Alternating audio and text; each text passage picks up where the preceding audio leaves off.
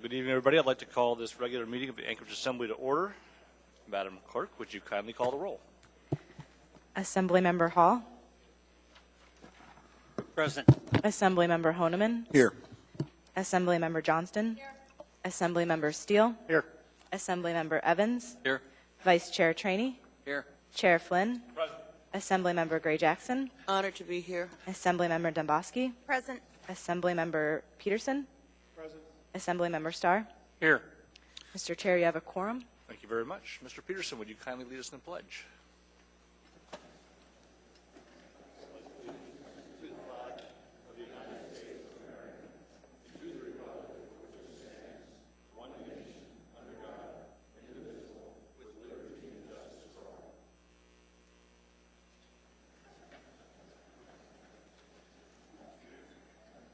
Mr. Mayor, any report from you, sir? Yes, thank you, Mr. Chairman. Just a quick report today. We had a great weekend of summer solstice events that the municipality participated in, either fully sponsoring or co-sponsoring with some of our great partners out there.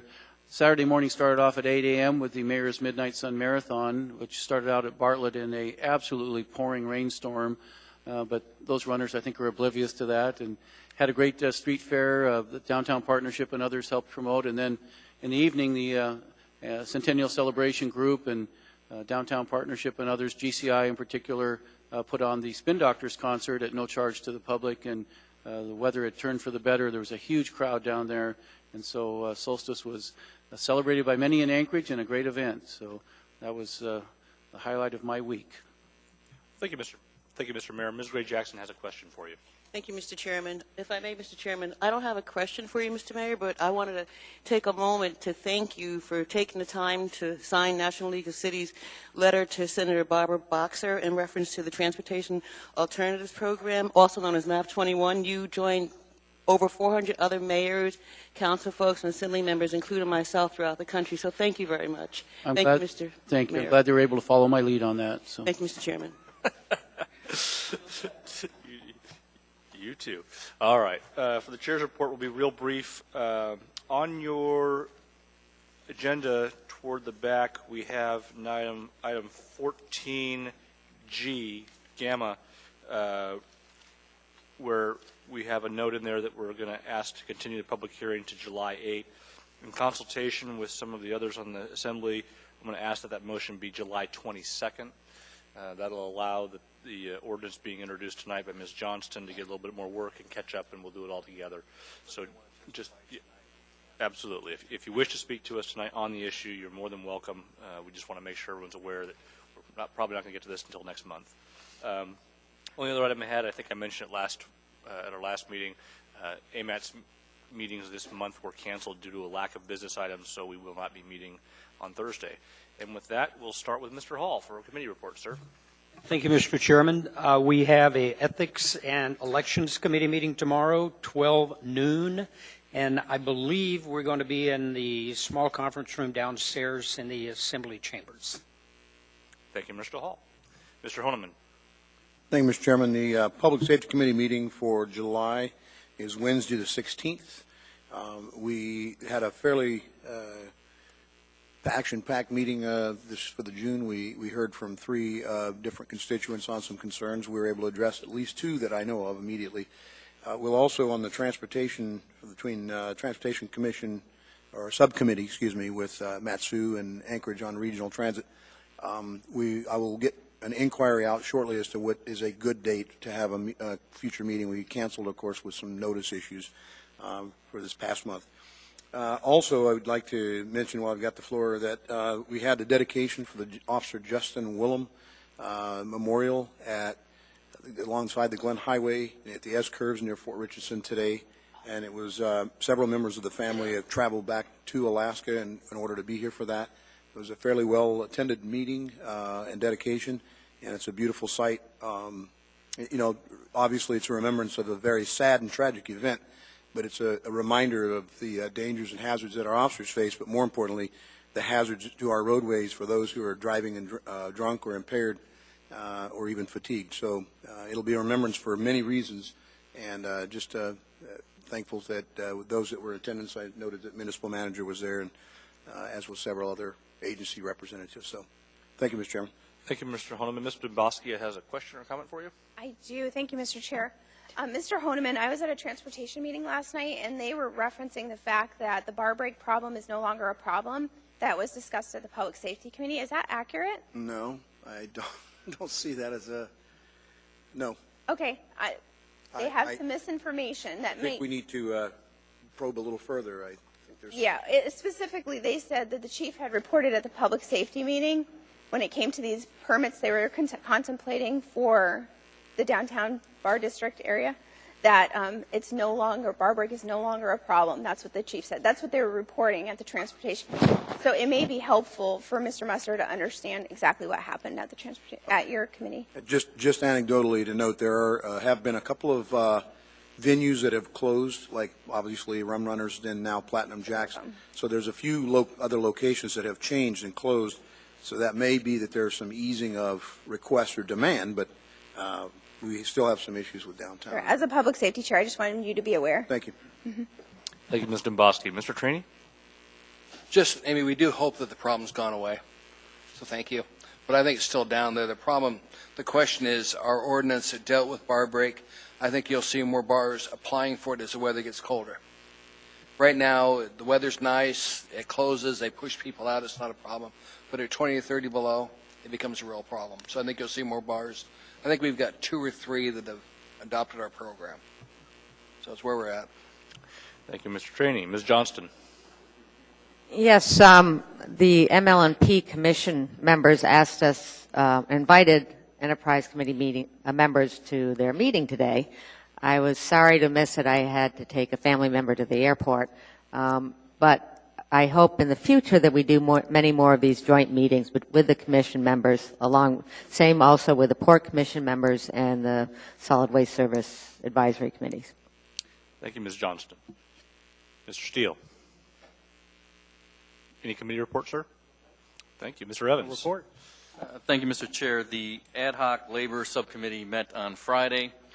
We received a report from the Municipal Clerk's Office advising us that they had heard, at least from the State Clerk's Office, that the referendum on AO 37 would be able to be placed on the state's ballot for that election, which would, if that is the case, eliminate a lot of the costs that we were concerned about. Apparently, the State Clerk's Office is preparing a memorandum that will be sent to us. We have to have an agreement, a written agreement in place with the state prior to July 7th in order to keep the referendum on the ballot in November. And the Clerk's Office is in coordination with the subcommittee to make that happen. There is an issue outstanding as to whether the Assembly has to approve that agreement or it can be approved merely by the Municipal Clerk's Office. Mr. Wheeler is going to get us an opinion on that.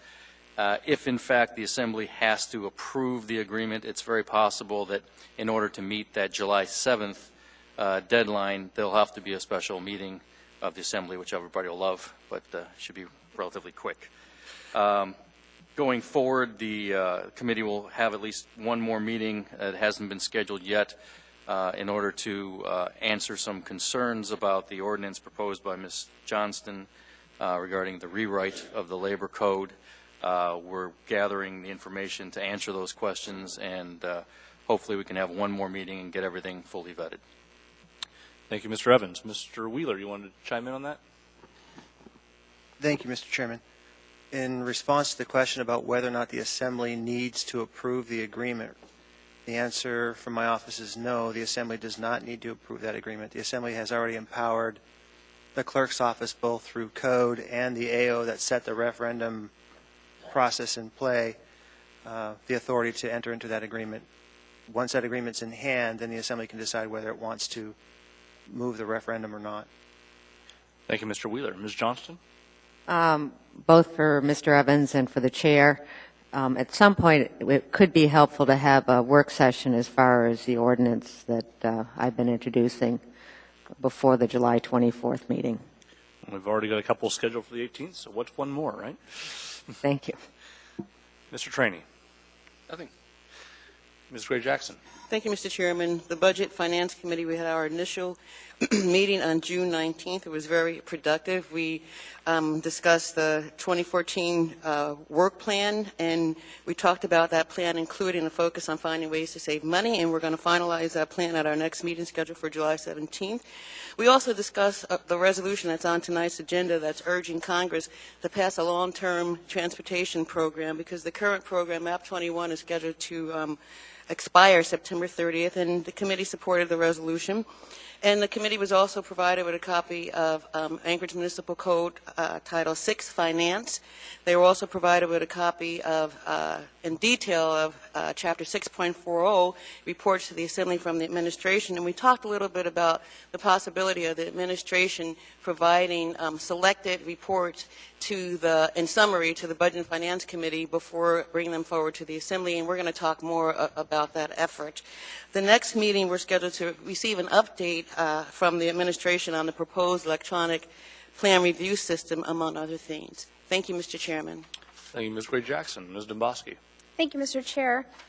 For the subcommittee on the Eberhardt matter, there's really no update today, so no committee report for that. But I do have a couple of disclosures I'd like to make, if I can go ahead. By all means. Thank you. Mr. Chair, as I have done previously, I'd like to disclose my household and marital relationship with an Anchorage firefighter who is a member of IAFF Local 1264 because we have the following items on the agenda this evening. Item 9 Delta 13 regarding an award for the design of a new fire station. Item 9 Echo 7, an informational memorandum relating to a software renewal purchased by AFD. Additionally, Mr. Chair, tonight we have item 14G, AO 2014-74, an ordinance of the Anchorage Municipal Assembly repealing AO 2013-37S2 in its entirety, as well as item 9 Frank 7, AO 2014-80, an ordinance amending Chapter 3.70. My husband's employment is not a substantial part of any of the matters under consideration, nor will it vary directly or substantially with the outcome of action on these matters. And any potential impact would be conjectural and dependent on factors beyond Assembly action tonight or after public testimony. After reviewing 1.15.035D, I do not believe I have a substantial financial or private interest to disclose. I am confident I can act in the public trust and I make these disclosures so you and the body may rule on any potential conflict. Thank you, Ms. Domboski. On items 9 Delta 13 and 9 Echo 7, we've established precedent that you do not have a conflict in those matters, and so I don't think there's any question there. As you and I were discussing before we convened this evening, item 14G and item 9 Foxtrot 7 are a little closer. Mm-hmm.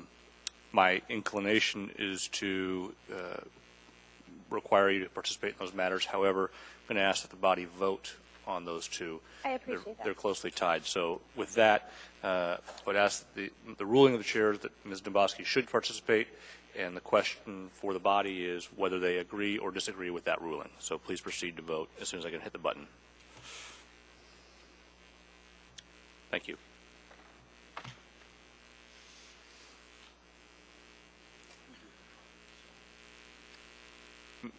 Mr. Trainey's not able to vote. I'll vote for you.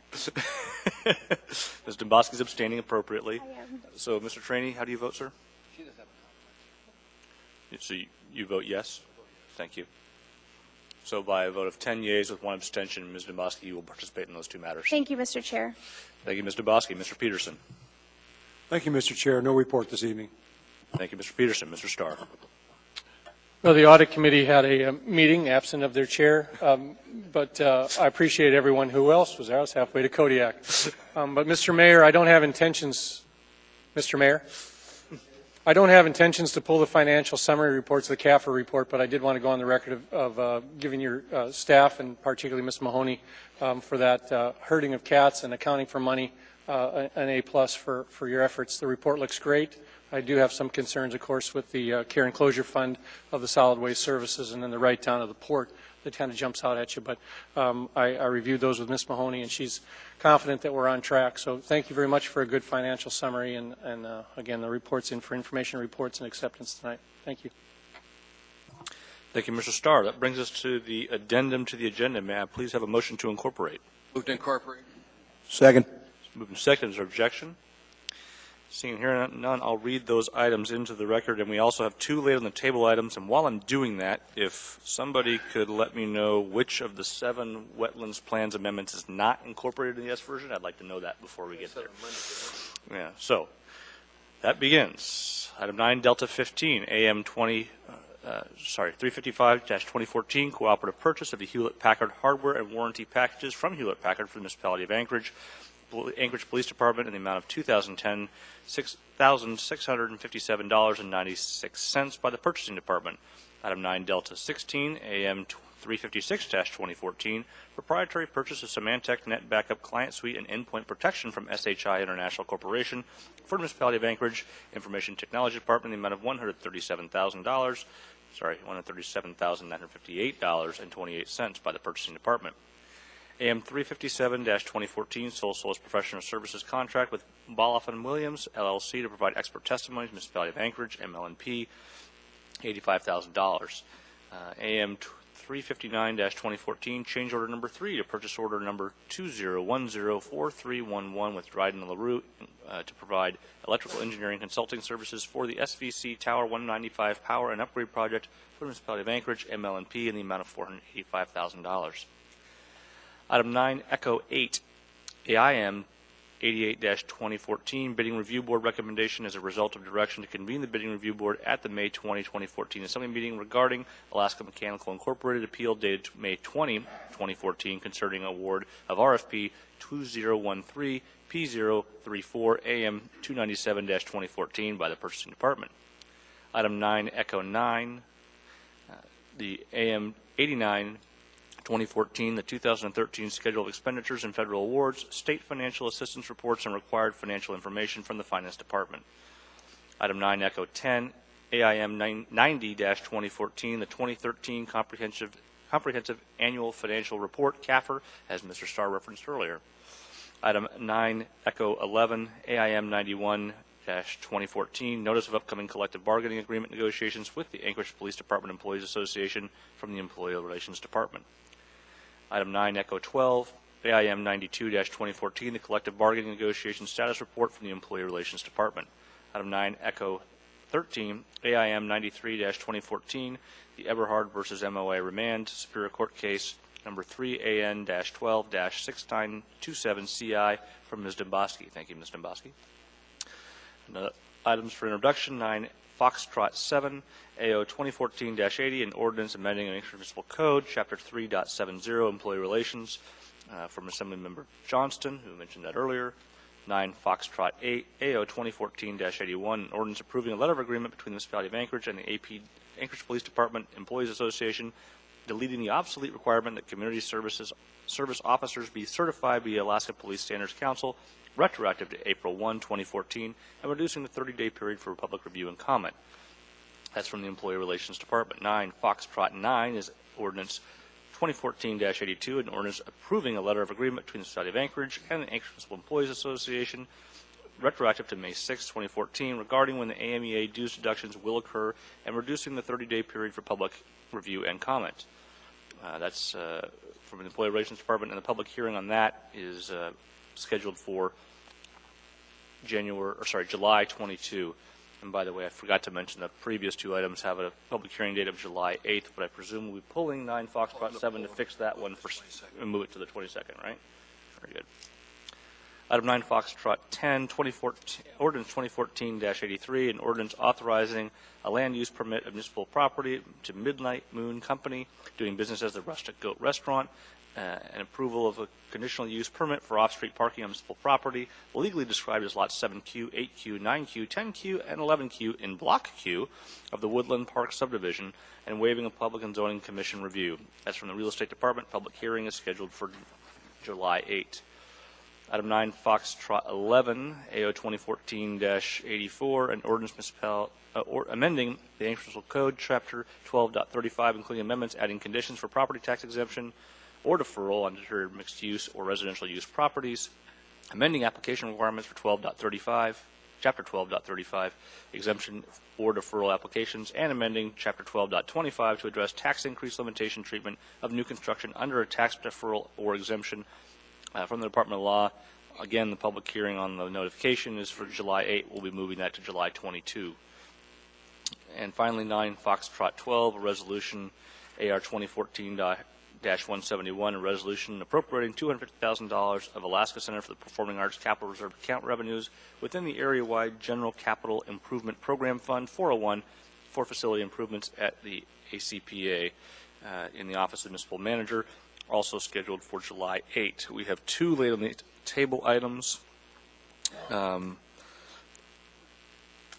First is from Assemblymember Domboski. It is a yet-to-be labeled, but a resolution of the Anchorage Municipal Assembly, joined by Anchorage Mayor Dan Sullivan, honoring Chugach Eagle River community pioneer and volunteer Mayor Lee Jordan by adopting the Citizens Naming Panel and Eagle River Chugach Parks and Recreation Service Area Board of Supervisors shared recommendation to name the baseball field located within the Loretta French Park to the Lee Jordan Field. What number are we going to give that one? We'll get a number for that in a moment, Mr. Traney.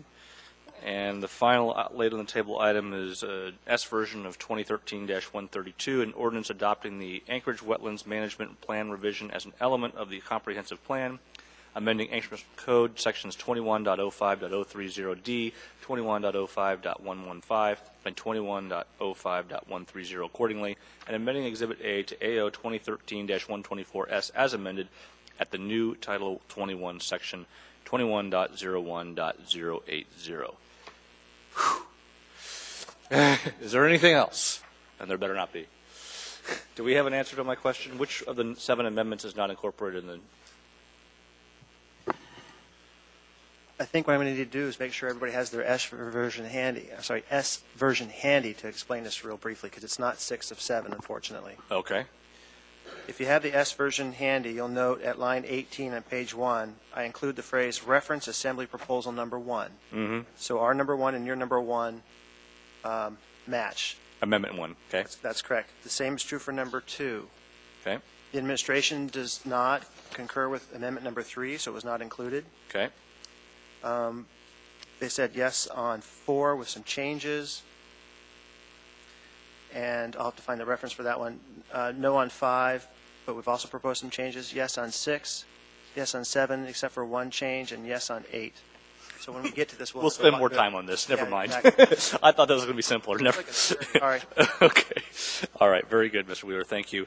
With that, I would like. We have a motion to incorporate. We need a motion to approve the consent agenda, please. I hate to bother you, Mr. Chairman. Could we get a number for the one on Lee Jordan? Because Mr. Dombrowski wants to pull it. Second. To get the people to join, so we just need a number for it. Okay. When the clerk gives me a number, we'll assign that. Is there a motion to approve the consent agenda? And it's been seconded. Thank you. Items to pull. We'll start with you, Mr. Hall. No items, Mr. Chair. Excellent. Mr. Honeman. 9 Alpha 3 and 9 D Delta 5, both on the regular agenda. Thank you, Mr. Honeman. Ms. Johnston. 9 Alpha 2, and do you need me to pull 9 F7 to change the public hearing date? Yes, I do. Mr. Steele. No items, Mr. Chairman. Thank you. Mr. Evans. No items. Mr. Traney. No item. Ms. Gray Jackson. Thank you, Mr. Chairman. I'd like to pull item 9, Alpha 1. Thank you, Mr. Chairman. Thank you, Ms. Gray Jackson. Ms. Domboski. Thank you, Mr. Chairman. I would like to pull 9 Echo 2, and I would also like to pull item 9 Frank 13, which the clerk has informed me is the resolution naming the baseball field after Lee Jordan. 9 Frank 13. Very good. Thank you very much, Ms. Domboski. Mr. Peterson.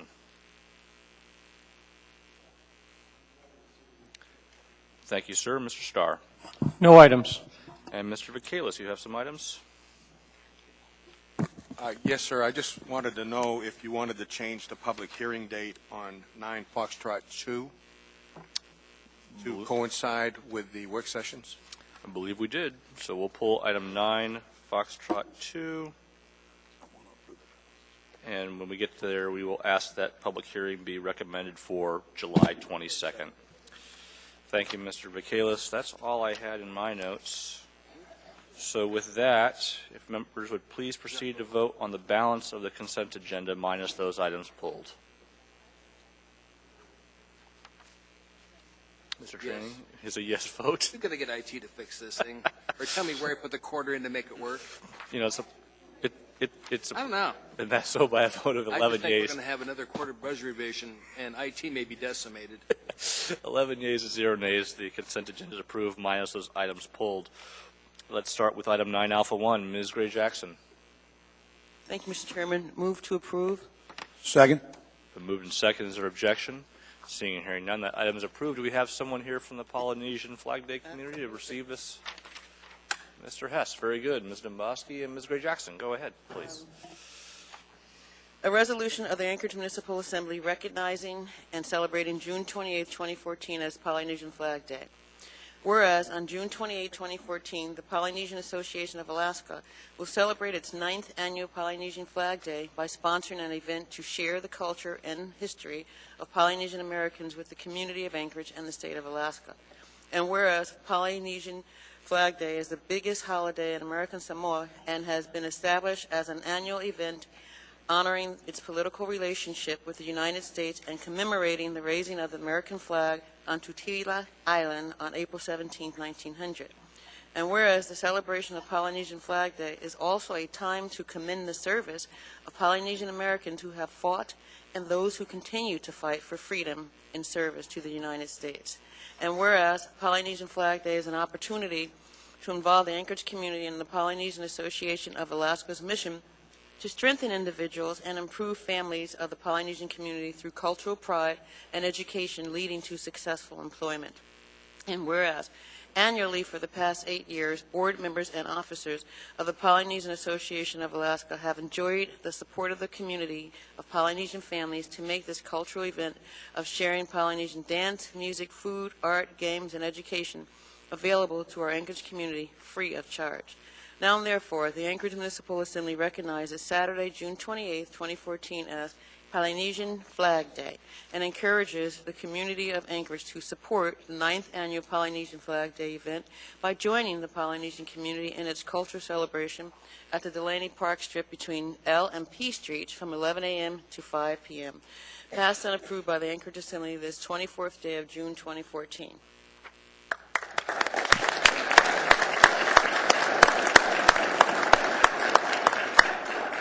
Welcome, ma'am. You kind of introduce yourself and tell us a little bit about yourself. Thank you. My name is Lucy Hansen, and I'm the president of the Polynesian Association of Alaska.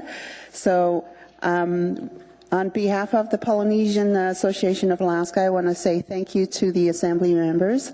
And also I want to invite all of you to come and join us on the 28th at the Park Strip.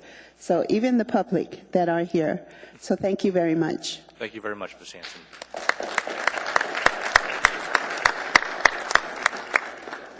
That brings us to item 9 Alpha 2, and that was pulled by Ms. Johnston. Move to approve. Second. It's been moved and seconded. Is there objection?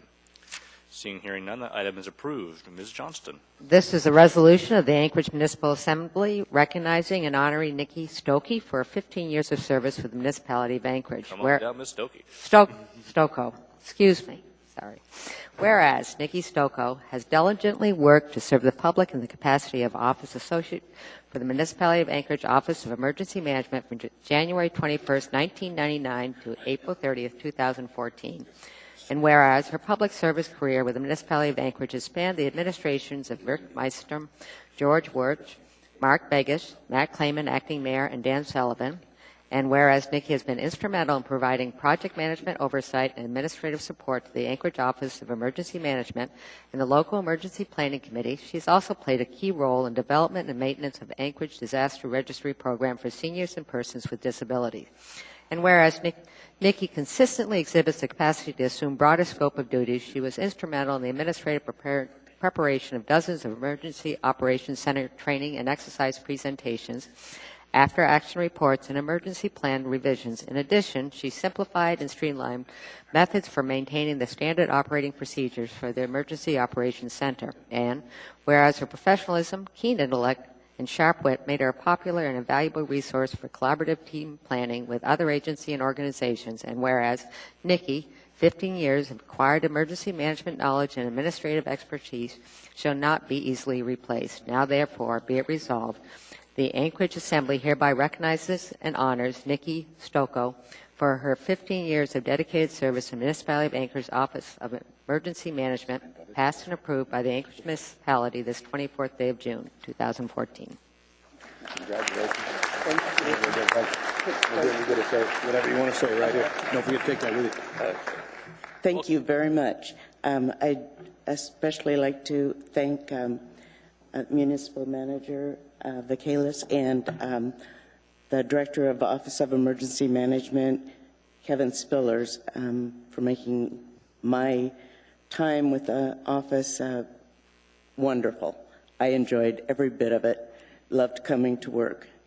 So I'm kind of sad having to leave, but I had a good experience. Thank you. Well, don't run away, Ms. Stocco. Mr. Honeman wants to have a word with you. And I got a chance to share just a few comments as you're leaving. I was hoping that you're going to stick around. I know that you're going to stay and help train the new person behind you as you come in. That's wonderful. And the others, are you going to leave Alaska forever? And I hope you get to snowbird and enjoy the outside in the cold winter and then come back in the summer, because obviously we're having a beautiful one this year. So congratulations on retirement, and thank you for all your years of service to the, particularly in emergency management, which a lot of times people don't really see. You know, it's a behind-the-scenes position until something happens, and then you stand up, activate, and your extensive knowledge there at the center. I mean, you've been the hub. You have been the hub. There's been a lot of people come and go, and now I guess it's your turn. So. Thank you very much. Well, Ms. Stocco, as a fellow ICS-trained professional, I hope you stick around. We always need them. Thank you. Thank you very much.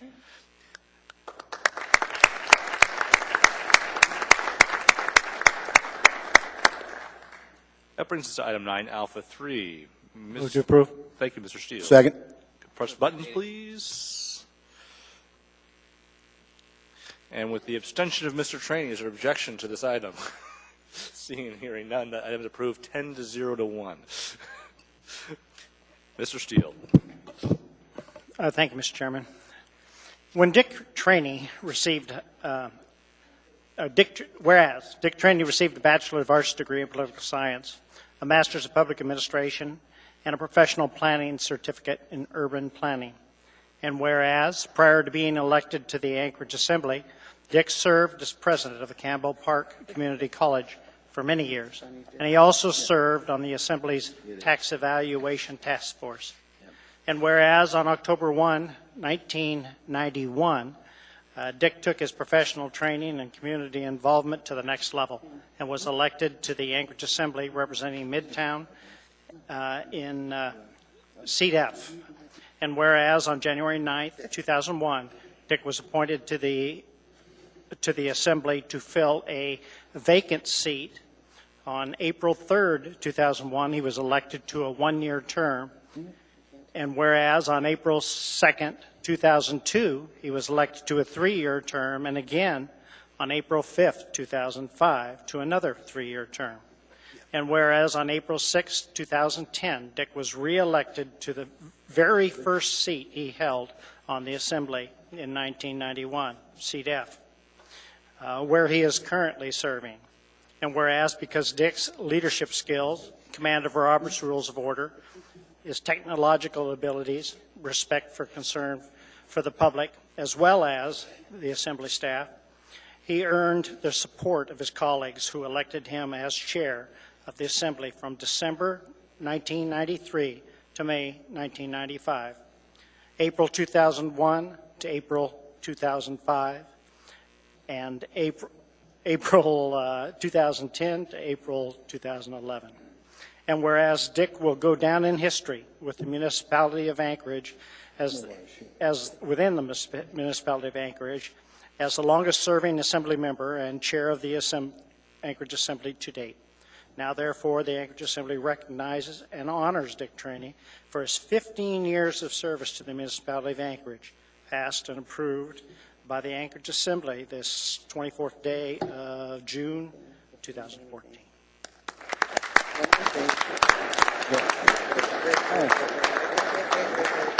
Thank you. Thanks.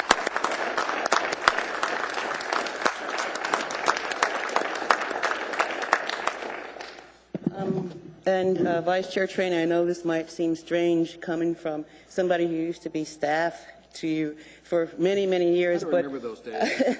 it's been great. And I would like to present you with your 15-year pin. I think I gave you a 30-year one, didn't I? Congratulations, Thank you, Vice Ruby. Chair Trainee. Well, you got to stick there for a moment, Mr. Trainee, because there's some questions for you. Mr. Starr, you want to begin the interrogatory? No, we're just sorry to see you go, Mr. Trainee. Maybe that's why my button doesn't work up there anymore. Good luck in retirement. Mr. Honeman. Well, I probably got more years with the municipality than you have, but not on this body, and Lord hope I don't. But anyway, thank you for your service, your time to the community and to this body, and of course your periods of time in leadership. So it's meant a lot. Thank you. Thank you, Paul. It's been good working with you. Thank you, Mr. Honeman. Mr. Evans. In my vast political experience, I've noticed that people in the public and that aren't really involved in this have a tendency to take public figures and put them in certain columns and categorize them and make up things necessarily about them based on something they say or their votes. And people can say that Mr. Trainee and myself may be in politically opposite camps. But I just wanted to say on the record that I wanted to thank Mr. Trainee for my brief period on the Assembly. He's been nothing but very courteous, very helpful, and has gone out of his way on a number of occasions to make me feel welcome, and I appreciate it, and that's probably why you've been on the Assembly for such a long time. Thanks. Thank you, sir. I also would like to point out that the thing says that he's got technological competence and he can't make his touch screen work. I can, but I don't have to want to play to replace that thing because I can make it work. Mr. Steele. Yeah, I was reading through this, Dick, and it sounded to me like you'd written it, but I know that wasn't the Actually, case. I did, and I could probably figure out more ways to add stuff into it. But Lydia Craig was my old professor at the university, and Lydia, she was one of my teachers, and she said, "Would you run for the Assembly?" And Lydia was on here before, and when I actually got elected to the Assembly, Lydia came and said, "Okay, now you're on the Assembly, stay." She didn't tell me that was forever. She hasn't told you to get off yet, huh? Well, she hasn't told me to leave yet.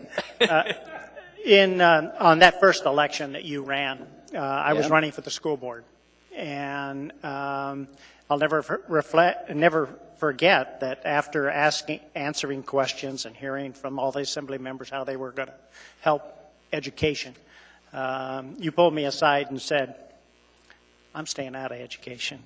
You guys are elected to do that and should do it." And it's been good working with you on alternate bodies, but working with you for all those years. And I really appreciate your guidance and your knowledge of and how you so flawlessly work through all these complicated political items. But you're fast on your feet, even for a guy who walks with a cane now and then. And I appreciate Thank you, Tim. working with you. Appreciate it. Thank you, Mr. Steele. Ms. Domboski. You knew I couldn't pass this up. I know, and I didn't pull the thing and said you had a conflict either, so we're fair. We're fair on this. You're too kind. No, I was just marveling. 15 years in elective office is quite a feat of public service, but it doesn't justify the years of community council that you spent.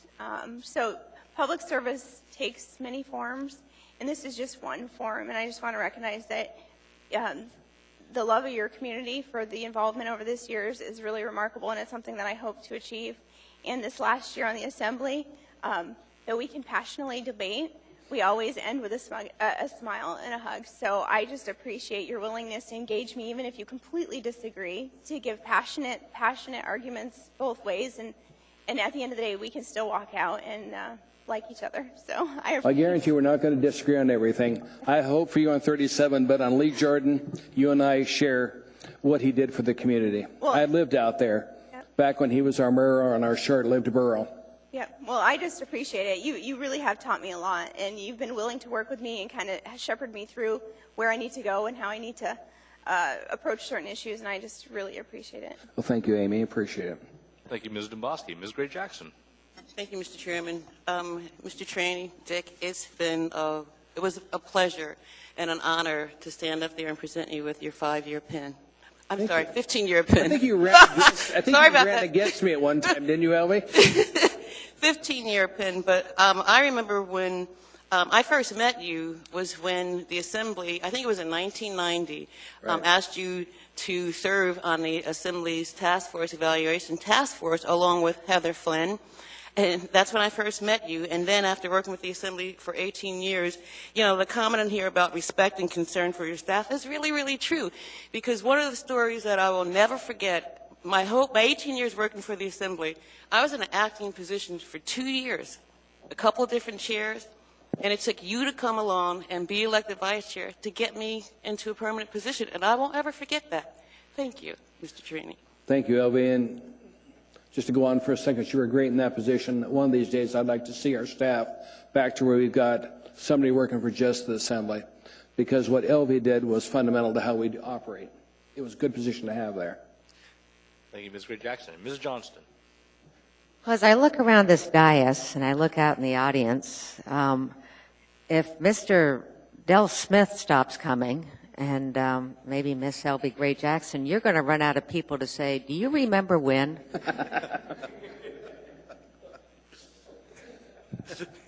Well, that's all right. I've only got one more term to run on the Assembly. That's in 2016. If I'm fortunate enough to get elected, I'll leave this body in 2019. But who's counting? Well, that's all I have in the queue, Mr. Trini. You are a delight. We enjoy you. We appreciate you, and congratulations. Well, thanks for putting up with me, because sometimes I do get to be a pain, but it'll pass like everything else eventually. I want to, just for a second, thank my wife for supporting me. Sandy? Back here. Thank you.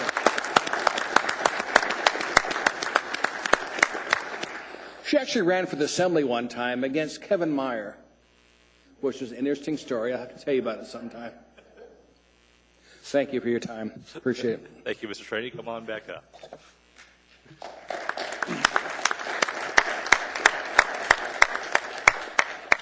After this next item, we're going to ask all those who've been appointed to boards and commissions to come forward. So if you're amongst that crew, please be ready. That brings us to item 9, Delta 5. Mr. Hall. Move to approve. Been moved and seconded. Mr. Honeman. Yes, just to acknowledge potential conflict, although I'd like to just disclose the issues behind this nomination and appointment to the Police and Fire Retirement Board. I am a member of the Police and Fire Retirement Board by proxy that I'm a retirement. I receive a retirement pension from the Police and Fire Retirement Pension Plan. I have known Mr. Robbins, although in this particular election I was out of town and did not vote, and am intentionally not voting on both police and fire as well as the Police and Fire Medical Trust, which I'm a member of both. So I do receive a pension, not as much as I'd like, but it's a pension nonetheless every month, and I'm not sure if that places me. I just wanted to disclose that to the body. In some years past on some elections and appointments, I have asked the body to not allow me to participate on the vote at least. But I did not vote in this election for Mr. Robbins, although given the opportunity I would have. Mr. Honeman, I'm pretty sure I know the answer to this, but would Mr. Robbins' service on this board affect your family's income in any material way? He's one of members, several members, so I would say no. Okay. So based on that, sir, I'm going to rule that you may participate. Is there any questions or disagreement with that ruling? Okay, seeing and hearing none, Mr. Honeman will all vote, and you get to join us.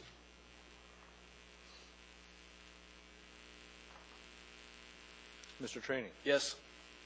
Where does that quarter go for the voting? Okay. So by a vote of 11 yeas and 0 nays, that matter passes.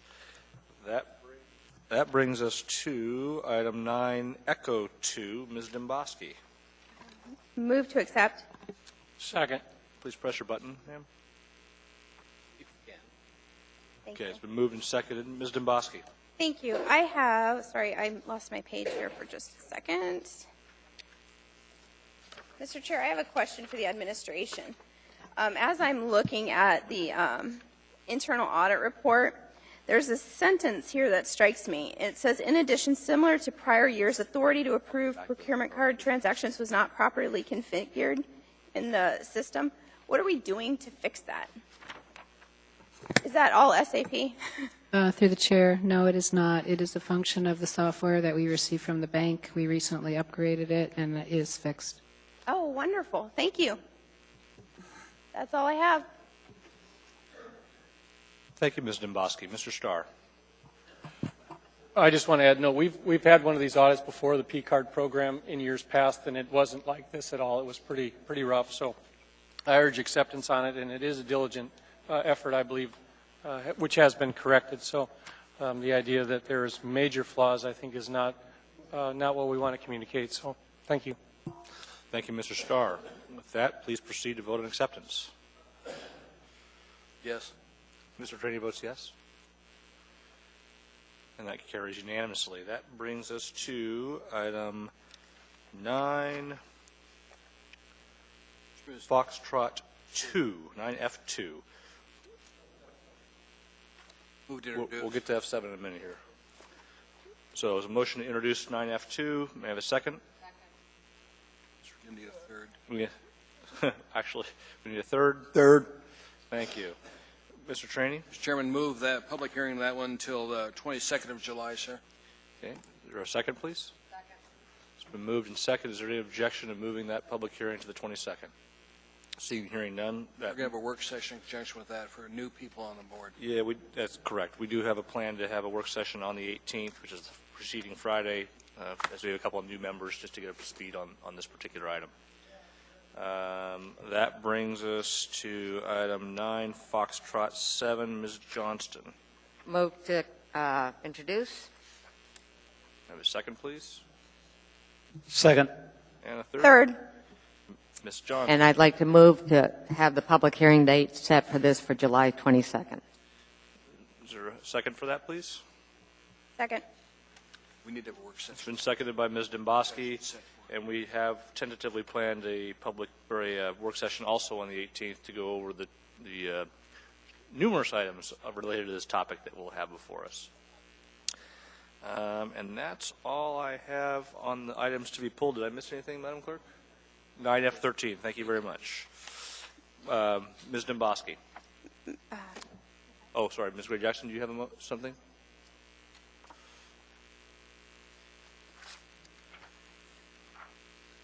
Mr. Chair, I'd like to move to schedule a public hearing on this item to August 5th. Of course, you have to move. As required. You have to move to introduce it first, Oh, Amy. thank you. Move to introduce. Second. Third. Thank you. No, that's okay. Thank you. Mr. Chair, two things on this. First, I'd like to set the public hearing as August 5th. That would satisfy code requirements for naming a public facility or field. Been moved and seconded. Is there objection to the public hearing on August 5th? Mr. Chairman, Ms. Gray Jackson? I'd like to add my name to the ordinance, if I may. Thank you, Mr. Chairman. I believe Ms. Domboski will be inviting all of us to sponsor this ordinance. I will. Mr. Chair, Mr. Starr and I are so proud to bring this forward, but we would like to invite all Assembly members, if they would like to join us to sponsor this resolution, to do so. So if you could just vocalize for the clerk, if you'd like to sponsor it, that would be wonderful. Mr. Hall?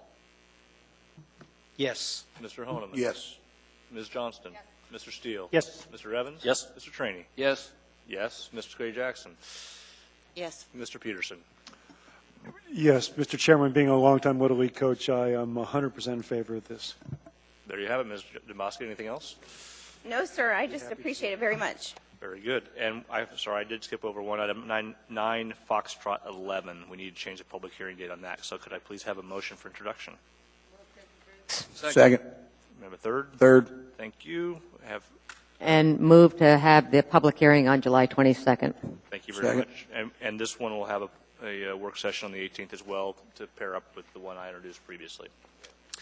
That's everything on the consent agenda. And so if we have any appointees who'd like to come introduce themselves to us, if you were appointed to a board or commission tonight, please come on down. Daryl, you're one.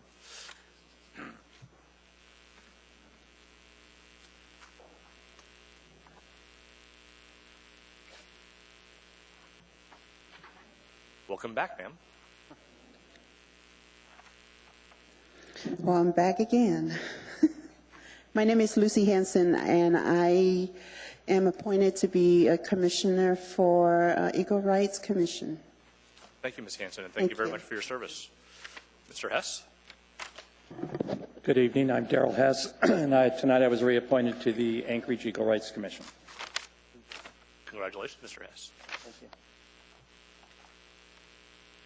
Good evening. My name's Bob Churchill. I also got appointed to the Equal Rights Commission. And just to let you know with confidence, you're appointing and confirming 4 people tonight. Lucy Hanson is amazing. She not only is such a strong voice in the Polynesian community, but I defy you to see a volunteer activity that she isn't involved in this community. Darrell does a few himself. And then Marie Husa, who had a family event and couldn't be here, wanted me to share her thank you, and she's a vice president in one of our cultural organizations. So thank you so very much for confirming everyone. Thank you, Mr. Churchill. We appreciate your service, sir.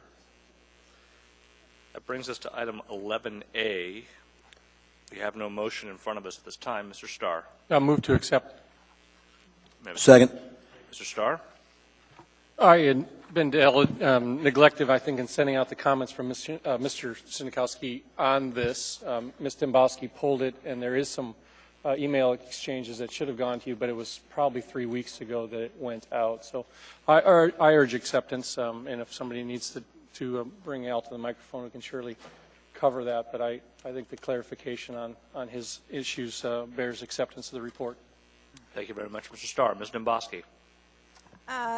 Thank you, Mr. Chair. I, like Mr. Starr, will recommend acceptance of this. But Mr. Vacalis, I do want to put the administration respectfully request that the administration I want to touch base with you in about 6 months to see how the changes are coming, if that's okay. Mr. Vacalis, Mr. Mayor? Okay, thank you. I appreciate it. Thank you.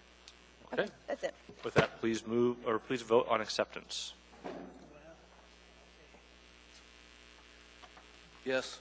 Mr. Trainee votes yes, and so that's approved unanimously. Okay, folks, we can't go any farther for at least 5 minutes, so let's take a 15-minute break, and we'll be right back. Yeah. All right, we'll take 15 minutes. Thank you. Assembly meeting back to order. Mr. Trainee. Mr. Chairman, I want to move to change order of the day to take up item 14G. Second. Is there objection? Seeing and hearing none, we have item 14G before us, and just for everyone's information, we do intend to continue the public hearing on this item to July 22nd. So this is a public hearing of the item in question, which is ordinance 2014-74, an ordinance of the Anchorage Municipal Assembly, repealing AO 2013-37S2 in its entirety, canceling the referendum on AO 2013-37S2, and reinstating Anchorage Municipal Code Chapter 3.70 without AO 2013-37S2 amendments. Sponsored by Mr. Trainee, Ms. Gray Jackson, Mr. Peterson. As I said, this is a public hearing which we do intend to continue. If you wish to speak to us on this matter, please come forward. Welcome, Ms. Mr. Chairman, members of the Assembly. For the record, my name is Barbara Huff-Tekness. I'm the Director of Government and Legislative Affairs for Teamsters Local 959. I would like to, just for the record, because of the postponement issue, we have about 30 or 40 people here to testify tonight, assuming that there was some anticipated action. The fact that this is going to be postponed till July, we would all like to reserve our right to testify in July, not knowing exactly what may be in front of the body. And we appreciate the opportunity to get up and at least speak with us tonight. I don't know if there's anybody else besides our group that may be coming up. While this is probably an inappropriate comment, I do want to thank Assemblywoman Johnston for some of her efforts that are going on with another ordinance. And for that reason, we'd like to at least hold our testimony until the July 22nd hearing. And I thank you for your time, and I'm more than willing to answer any questions. Thank you, Ms. Huff. I see no questions, and we'll open the training. Barbara, how many are here that feel the same way you do on this thing being repealed? Any sense of the audience out there? Why don't you have them stand up if they want 37 repealed? Well, we have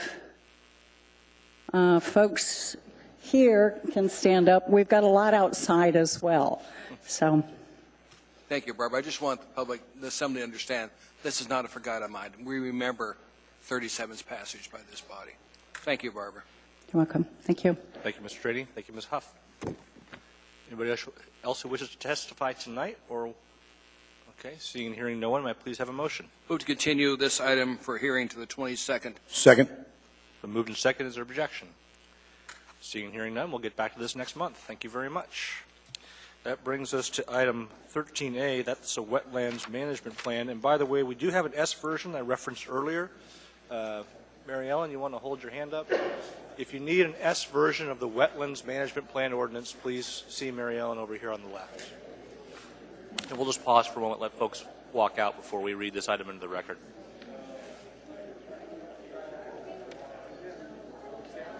Isn't that it?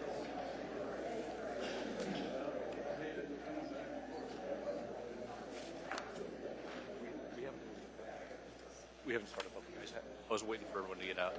I was mentioning it. Okay. So this brings us to item 13A, AO 2013-132, which is an ordinance adopting the Anchorage Wetlands Management Plan revision as an element of the comprehensive plan, amending Anchorage Code sections 21.05.030D, 21.05.115, and 21.05.130 accordingly, and amending Exhibit A to AO 2013-124S as amended at the new Title 21 section 21.01.080. This is a public hearing, and we'll ask people to come and testify before us. But before we do, we'll go ahead and start that. Could someone please ask Mr. Wheeler to come out, because we would like to walk through some of the changes in this, and maybe Mr. Weaver, do you want to do that yourself, or okay? So we're going to wait just a couple of minutes before we start public testimony, just so we can make sure everyone's on the same page. Do you know if the amendments are available to the I public? do not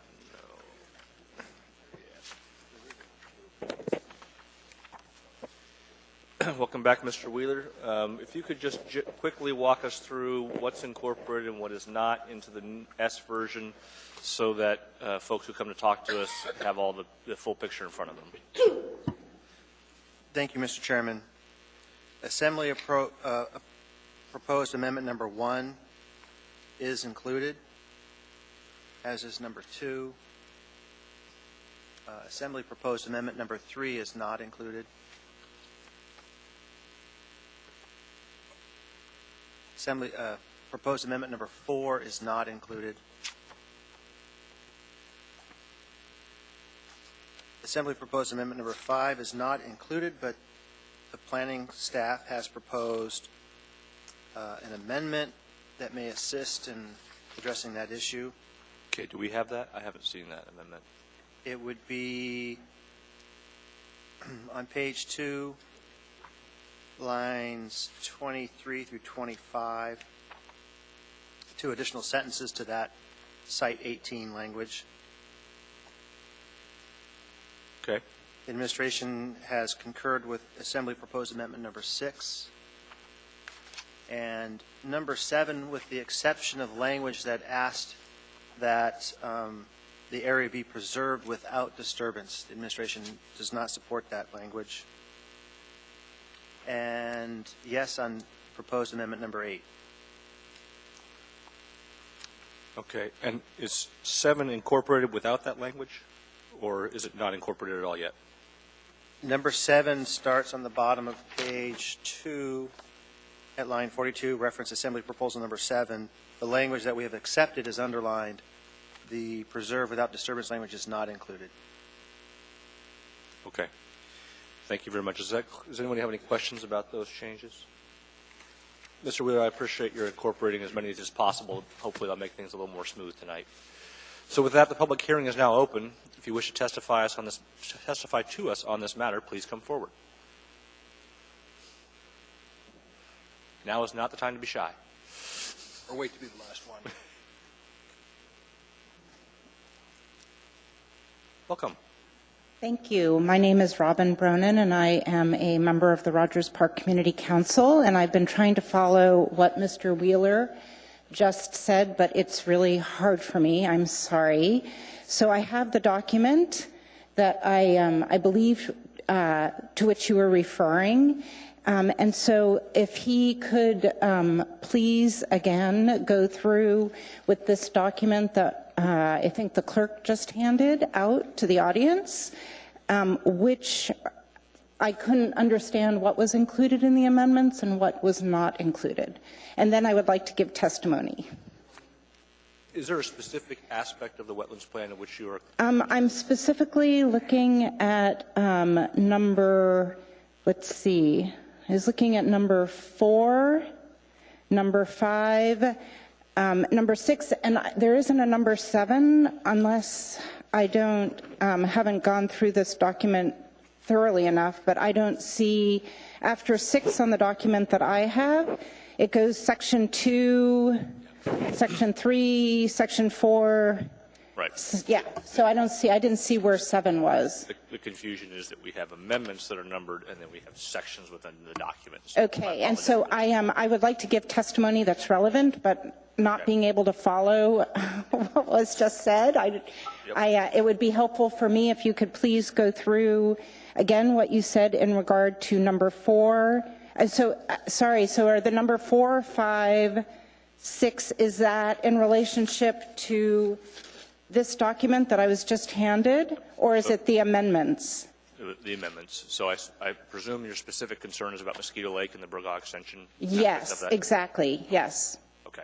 So with that, Mr. Wheeler, if you could speak to the changes to items, sections 4, 5, and 6 on pages 2 and 3, and what the administration incorporated and what they did not in the new version. Thank you, Mr. Chairman. First, for explanation, when we add something into the text, we underline it. If we're deleting something out of the text, it's in capital letters with brackets around either end. So what we did here is created a document where the administration and the Assembly amendments were in agreement. So the administration did not agree with Assembly proposal number 4, so it's not in this document. It's not in the S version.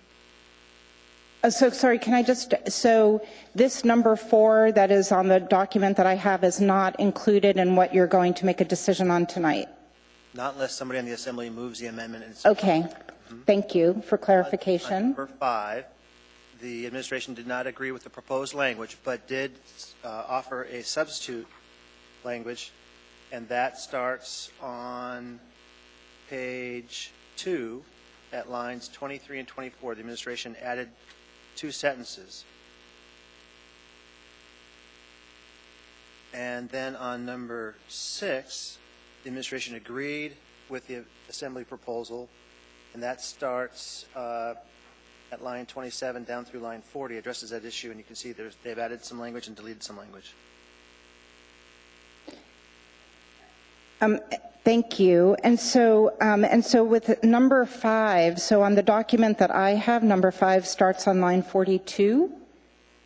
So I don't know if we're looking at the same document. Are you looking at the S version of the ordinance? I am the S version. Sorry. I don't think so. I was just handed this out by the clerk. Yeah. So, Mr. Bronin, you do have the S version. Okay. Here's the confusion for you. I'll try and make it simple. Amendment number 5 is incorporated in section 4. That's why we're having this whole disconnect. So, what the Assembly proposed as amendment number 5, I think it was Mr. Peterson, it was Ms. Green Jackson, Mr. Traney, is what you read in section 4 now. Okay? Okay. So, sorry, I'm going to repeat. So if number 5 was included in number 4. Yep. And actually, a little bit in number 3, lines 23 through 25. 20. Okay. Okay? So, with that, Ms. Bronin, please proceed. Thank you for that clarification, because this is very confusing. And the main comment that I want to make is I just got my PhD from the University of Alaska, where I was looking at environmental science and hydrology in particular. And with the hydrological changes occurring because of increased precipitation events, wetlands are critically important to preventing flooding. And Chester Creek is one of the creeks in Anchorage that flood, and so the wetlands protection is essential because it will cost a lot of money if we alter those wetlands and need to build what are called more rigid engineered structures to protect all the homes that are along Chester Creek. So I hope you're thinking of that as you're looking at precipitation changes and preventing flooding events in Anchorage. Thank you. Thank you, Ms. Bronin. Anybody else wish to speak to us on this matter? You can come on down. There's plenty of seats in front. Come join us. Welcome, ma'am. Hello, thank you. My name is Iris Matthews, and I'm the president of the Rogers Park Community Council, which includes the neighborhoods of College Village, Anchor Park, Woodside East, and Rogers Park. And I thank you for the opportunity to speak to the proposed changes to the Anchorage Wetlands Management Plan. Earlier this year, in May, at the Rogers Park Community Council, we passed a resolution opposing certain proposed changes to the Wetlands Management Plan. I think you have that resolution in your packet, so I'm not going to repeat the contents. I just wanted to offer a few additional comments on the behalf of the Community Council. And while Robin spoke, I know there are several others in the audience who were also here from Rogers Park that are supporting these comments that won't be testifying. Rogers Park residents place a high value on the Chester Creek Greenbelt and the surrounding areas, such as Goose Lake and University Lake and all of their associated wetlands. These wetlands help maintain water quality in the Chester Creek watershed, they reduce flooding, and they provide habitat for birds and wildlife and lots of abundant recreational and educational opportunities. The proper stewardship of these resources has been an issue that's been raised many times at our community council meetings, and we've always come down on the side of more protections and not less for wetlands. Our resolution was passed because our council members felt that some of the proposed changes to the Wetlands Management Plan would weaken existing protections and could have adverse effects on nearby areas such as Chester Creek, which borders our neighborhoods and which most of us enjoy on a pretty regular basis. For example, the proposed change of wording for some wetland areas to preserve some of the wetlands only to the maximum extent possible, it's vague, it lacks specificity, whereas the current language in the 1996 version of preserved without disturbance is much more clear and offers greater protection. We would support amendments that will preserve that type of strong language, and we believe that those amendments will ensure that the Wetlands Management Plan continues to adequately protect wetlands near us and will provide more and clear intent to guide municipal staff who will be tasked with implementing the Wetlands Management Plan. Thank you. Thank you very much. And please say hi to Ms. Evans for me. Welcome. I'm Kristen Hansen, and I'm president of the Widgeon Condo Association. I didn't get the newest copy, but this is a more response to some of the language Roger Parks just highlighted for you. So preserve without disturbance and the similar language in the 1996 documents facilitates authentic compromise. The 1996 language was inclusive, communal language. It acknowledged and responded to the many different community viewpoints. I appreciate that you all are elected officials and you have constituents with many different viewpoints. And you probably have some that are at one end, they might be the pro-development end, who want a more vague phrase such as to the extent possible.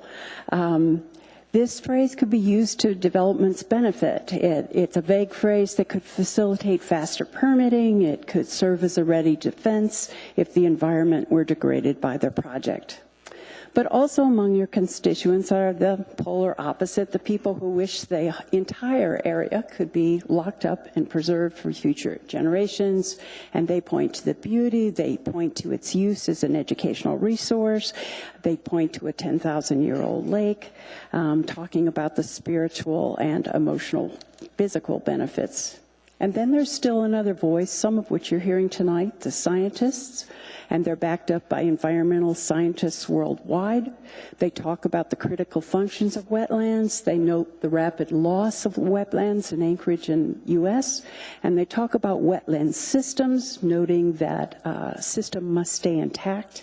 To talk about swapping one wetland for another somewhere else is nonsensical when we look at environmental systems. So the strong 1996 language respects all these constituent voices. The without disturbance, preserve without disturbance, and similar language honors the core of all positions. The pro-development sector is told that it can develop, but it must develop according to community standard and not according to what developers think is possible. The preservation group is told, sorry, we're not going to stop development completely in the region, but we will strictly protect our wetland systems. And the language of preserve without disturbance and guidelines such as 65 feet back says to the scientist, we hear you, and we are being responsive to your informed and unified recommendations. So our request tonight is that you do not capitulate to only one viewpoint that wants to substitute, reinstate the without disturbance language. Thank you very much, ma'am. Sir, welcome.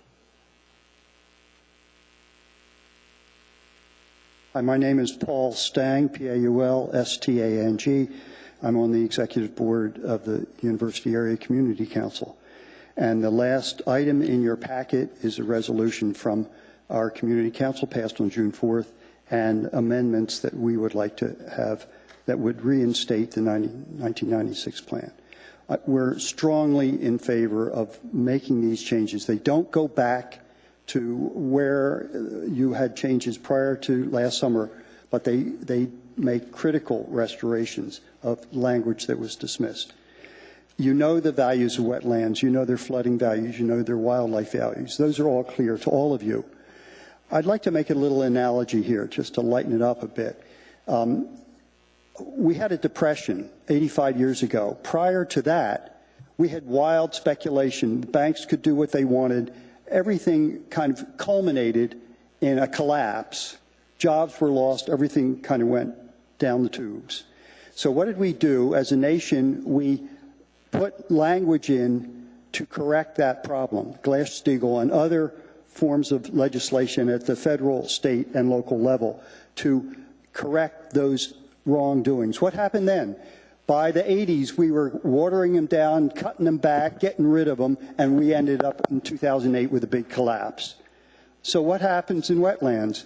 In the good old days, it was dredge and fill at will. Don't worry about them, and wetlands were disappearing like crazy.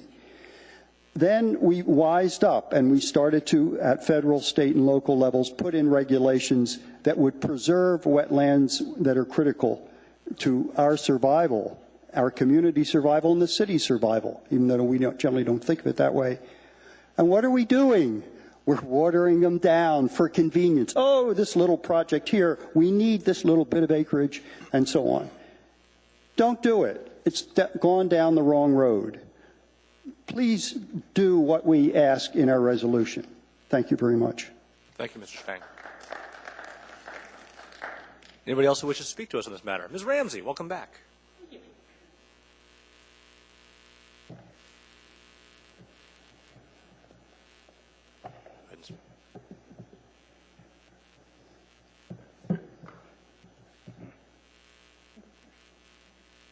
Good evening, Chairman Flynn and members of the Assembly. My name is Carolyn Ramsey. I'm an executive board member of the Airport Heights Community Council and here to testify on behalf of AHCC. I'm also a graduate of Alaska Pacific University with a degree in environmental policy and planning. The purpose of the AWMP is to identify and protect high-value sensitive wetlands. This is a map of the Chester Creek watershed in 1950. And as you can see, on the watershed, all of the green is the wetlands.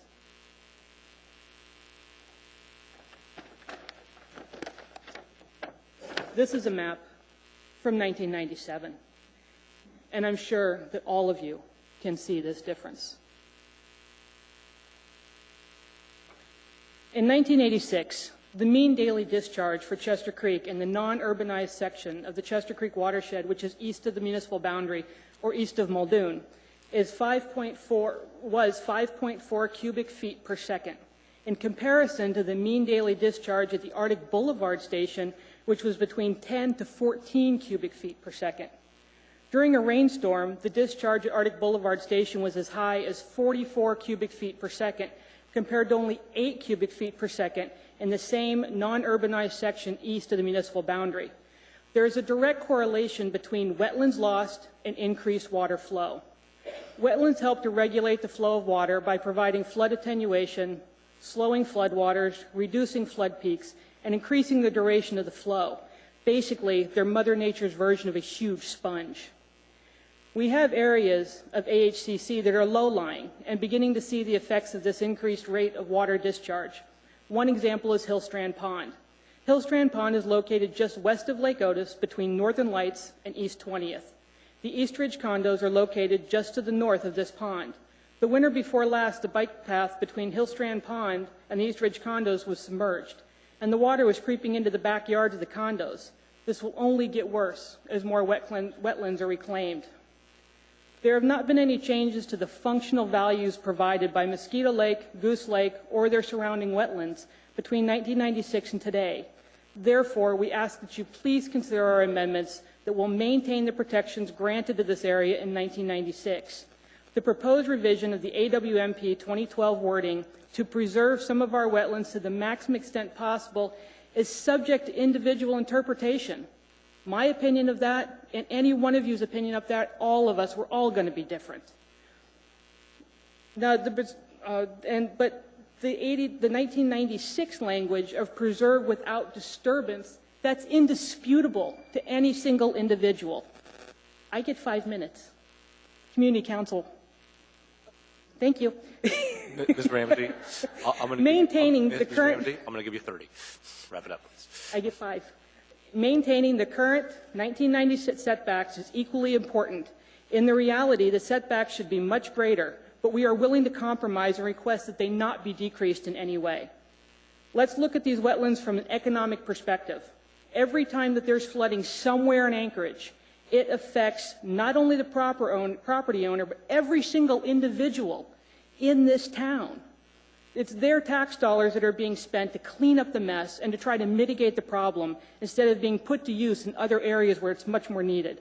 Passing our amendment requests will help prevent further wetland loss and future financial costs to all of Anchorage. Thank you for your support. Thank you, Ms. Ramsey. Mr. Honeman has a question for you. You moved. So you're recommending the Airport Heights amendment specific to which amendment that's in the packet, or have you seen the packet of amendments? Yes. Okay. Thank you. Thank you. Thank you, Ms. Ramsey. Anybody else wish to speak to us? Mr. Flynn, we get 5 minutes for community councils.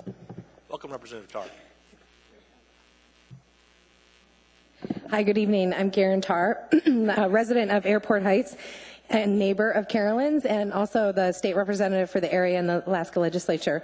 I just want to add my comments to the chorus of individuals who are suggesting that we be more deliberative in our actions tonight with the language and be specific and keep that 1996 language that says without disturbance instead of to the maximum extent possible. The areas in question are items 18, 18A, and 18B in the S version that you're looking at tonight. I know this area pretty well as a adjunct faculty member for the university for the last 15 years, and this is an area where we take students to do some of the ecology work. So it's an important area both academically and for the reasons stated by interested individuals who have spoke to you tonight. So we have an opportunity. The amendments are amendments 6 and 7 that address that language, and hope that folks will consider supporting those amendments when they come forward tonight. Thank you. Thank you, Representative Tarr.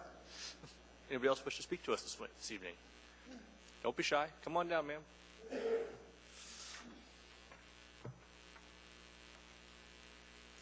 Hello, my name is Marilyn Hauser, Houser. I am here tonight as a 36-year resident of Anchorage. I live in and am a homeowner in the Rogers Park Community Council area. I support the adoption of amendments that will reinstate the 1996 Anchorage Wetlands Management Plan protections for the Mosquito Lake and Goose Lake area wetland resources. In the time that I've lived in Anchorage, I've witnessed our wetland areas decline by more than 50%. Wetlands not only add to the quality of life as natural areas, but are vital for absorbing water from rain and snow. Did you know that as recently as last year, there has been a pair of nesting Pacific loons at Goose Lake? I haven't had a chance to get over there this year to verify that they're there this year, but that's pretty awesome for a city the size of ours. Sadly, the swans that have used the wetlands along C Street past Diamond Boulevard are being displaced by the building of some much-needed outlet shopping malls. Please, please, I ask you to preserve the protections to the Mosquito Lake and Goose Lake wetland areas. Thank you. Thank you very much.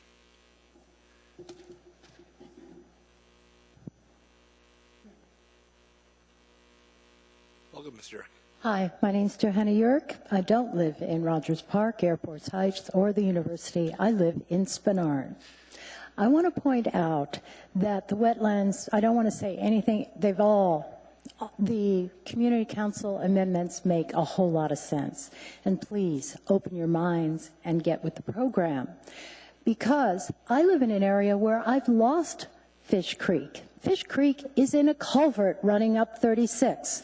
And I can tell you, I know this because every time there is rain, Fish Creek comes up the few manholes in our neighborhood, and we have Lake Dorbrand. That's where I live.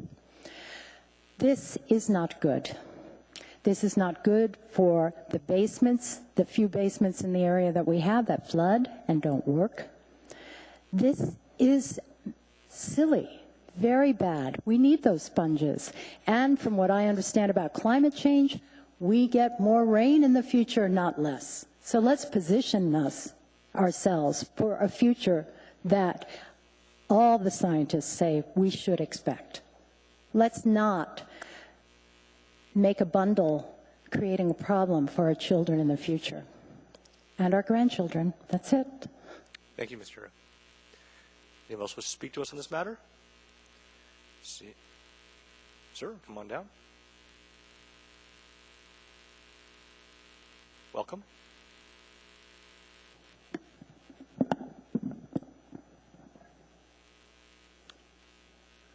Good evening, members of the Assembly. My name is Robert Shipley. I'm an Anchorage resident, long-term resident, in fact, and I've seen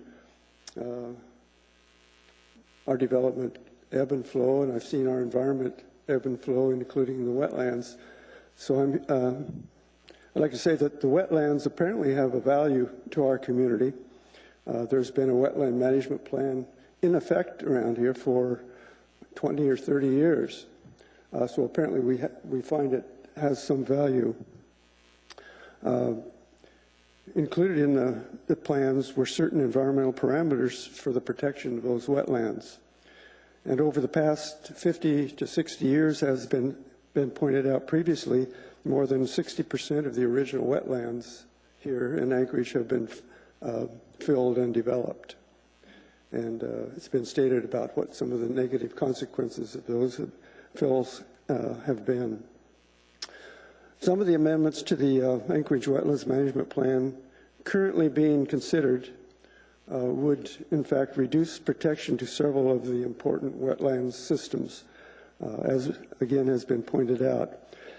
And in fact, as less wetlands remain, less protection will be available, which is somewhat paradoxical in my mind.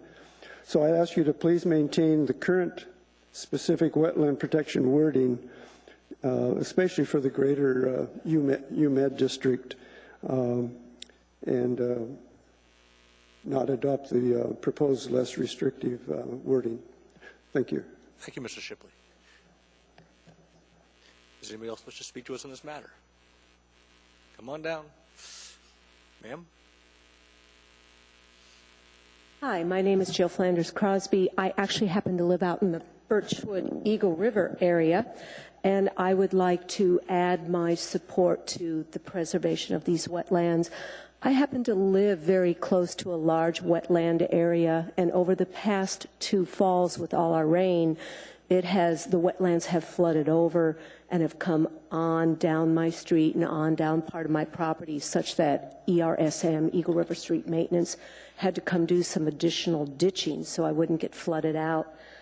And if restrictions, or I don't want to say restrictions, but if our understanding of these wetlands, as has been alluded to as the natural sponge, is not listened to, then there could be more and more situations as far out as where I live that could impact my property, properties around me, and that whole wetlands area.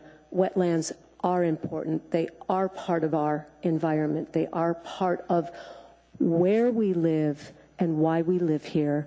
And so I ask for your consideration on this issue. Thank you. Thank you very much. Ma'am? Anybody else wish to speak to us on this matter? Seeing, hearing no one, public hearing is now closed. What does it wish the body?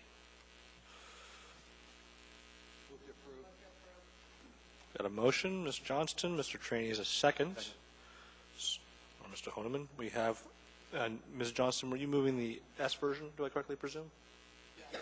Okay, so we have the S version before us. We have some amendments that were incorporated and some that were not.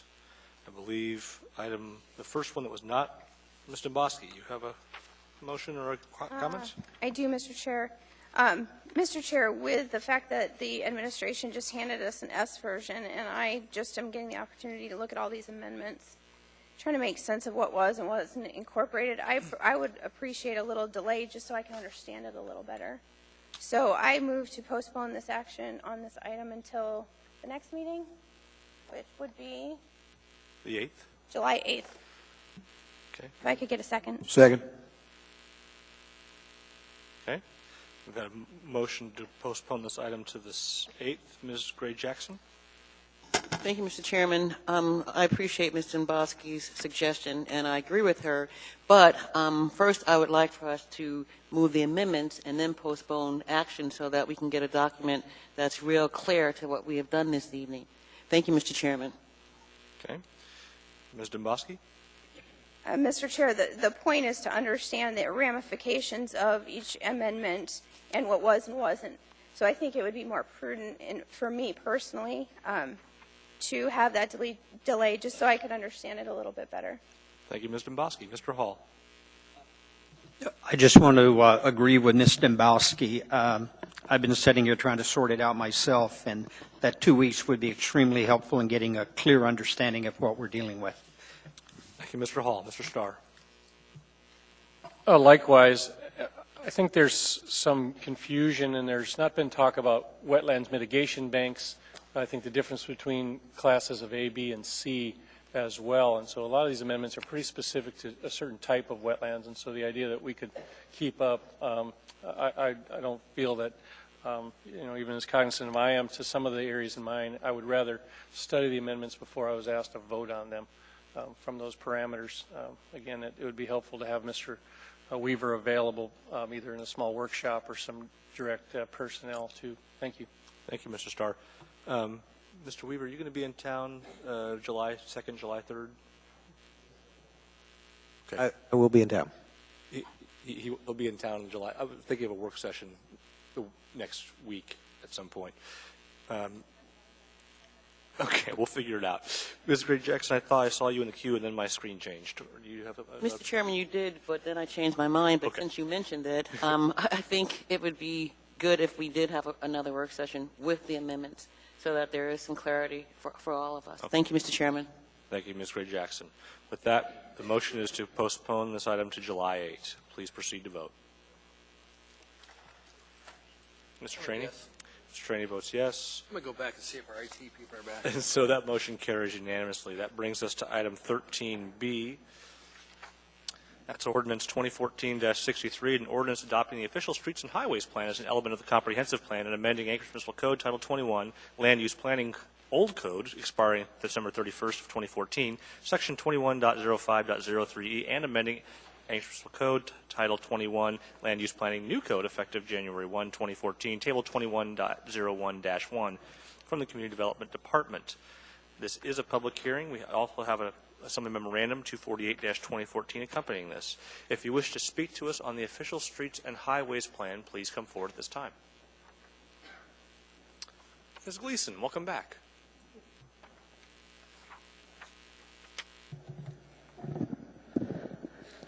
My name is Kathy Gleason. I am a board member for Turnagain Community Council, and I appreciate the opportunity to speak tonight. The last time I testified on this was, I think, 2011. So it's amazing that it takes this long for a plan to come to a final conclusion. I didn't even realize it was on the agenda tonight till I checked the website this afternoon. So I apologize, I'm not very prepared. So I'm going to go off memory mostly.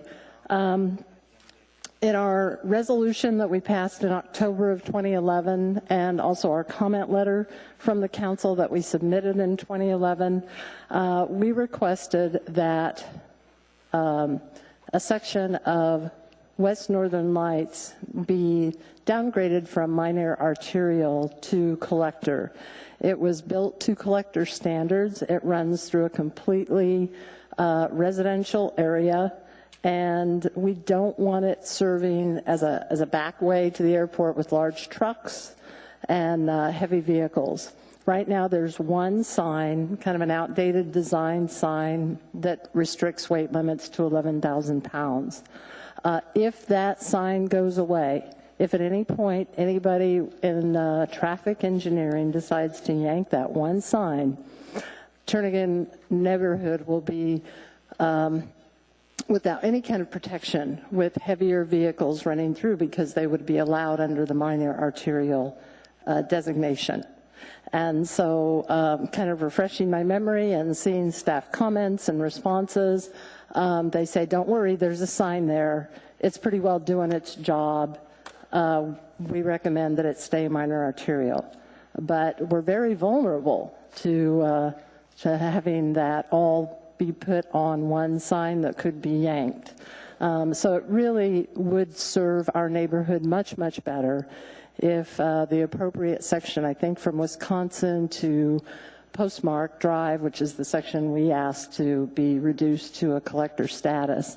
I believe the planning department, back in discussions with us in 2011, did come up with kind of a compromise and said maybe Wisconsin to Arrow or Nathaniel Court, I don't recall, you'll have to ask staff, that they would be open to collector status.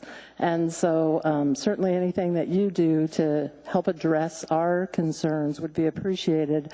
And if nothing else, if you want to abide by staff's recommendation to have it remain as a minor arterial, I would like that you include a caveat in writing as part of the official streets and highways plan that the weight restriction, truck weight restriction sign remain in place and would not be allowed to be removed. So thank you. Thank you, Ms. Gleason. Does anybody else wish to speak to us on the official streets and highways plan?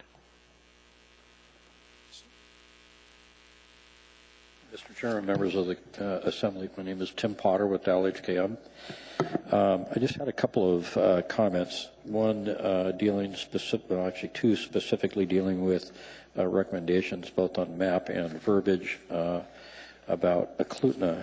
On page 34, next to bottom paragraph, there's some very strong language placing all the responsibility of doing a significant traffic impact analysis and planning for the potential use of an interchange, basically saying all the onus is on Eklutna and Inc., and that they cannot or should not be able to do any subdivision, even if it's one tract into two tracts, possibly for a land trade like has been done before, would be prevented except by going through this significant study.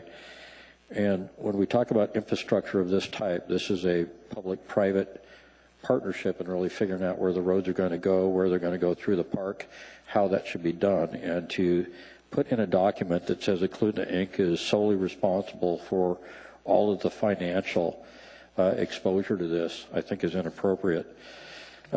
Secondarily, on the map that covers map 4, Birchwood, Shigiak, Eklutna, following on the heels of the overlay district adoption for Eklutna for the village, I would suggest that on the map that we don't need to spend the money on a special study for public access through that area. I think that's already been addressed. And lastly, a country lane. In the existing OSHP, there is Basher Road going up to Stuckagon Heights is clearly identified as a country lane on the map, and it appears to have been dropped off of these maps. And it's a fairly important road, not that there's a lot of population up there, but that is probably one of the better examples kind of within the bowl of a country lane that can be used as an example for other parts of the city. That's it. Thank you, Mr. Potter. Good to see you. Anybody else who wishes to speak to us on the official Streets and Highways plan? Ma'am? I'm old and slow. You're not that slow. I know you. I hope you enjoyed the 2-year hiatus that you didn't have to put up with me. My name is Bobby Wells. I live in the Birchwood area.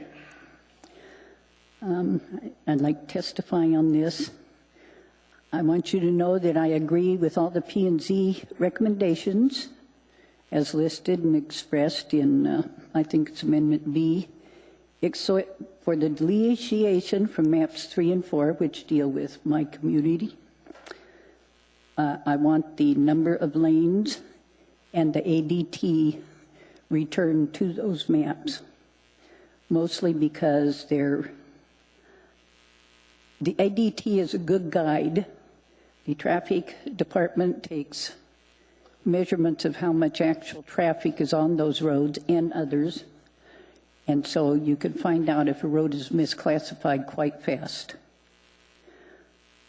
I didn't find it confusing, and I'm just of average intelligence, so I don't know who would be confused by having those on there. It must not confuse the people in Anchorage, just the people in Chuyak, Eagle River.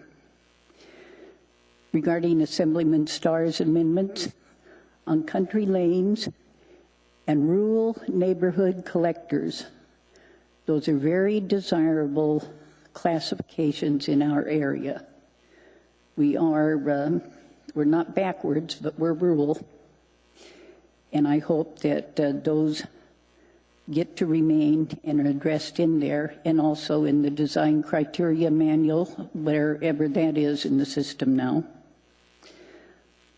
On his amendments 5 and 6,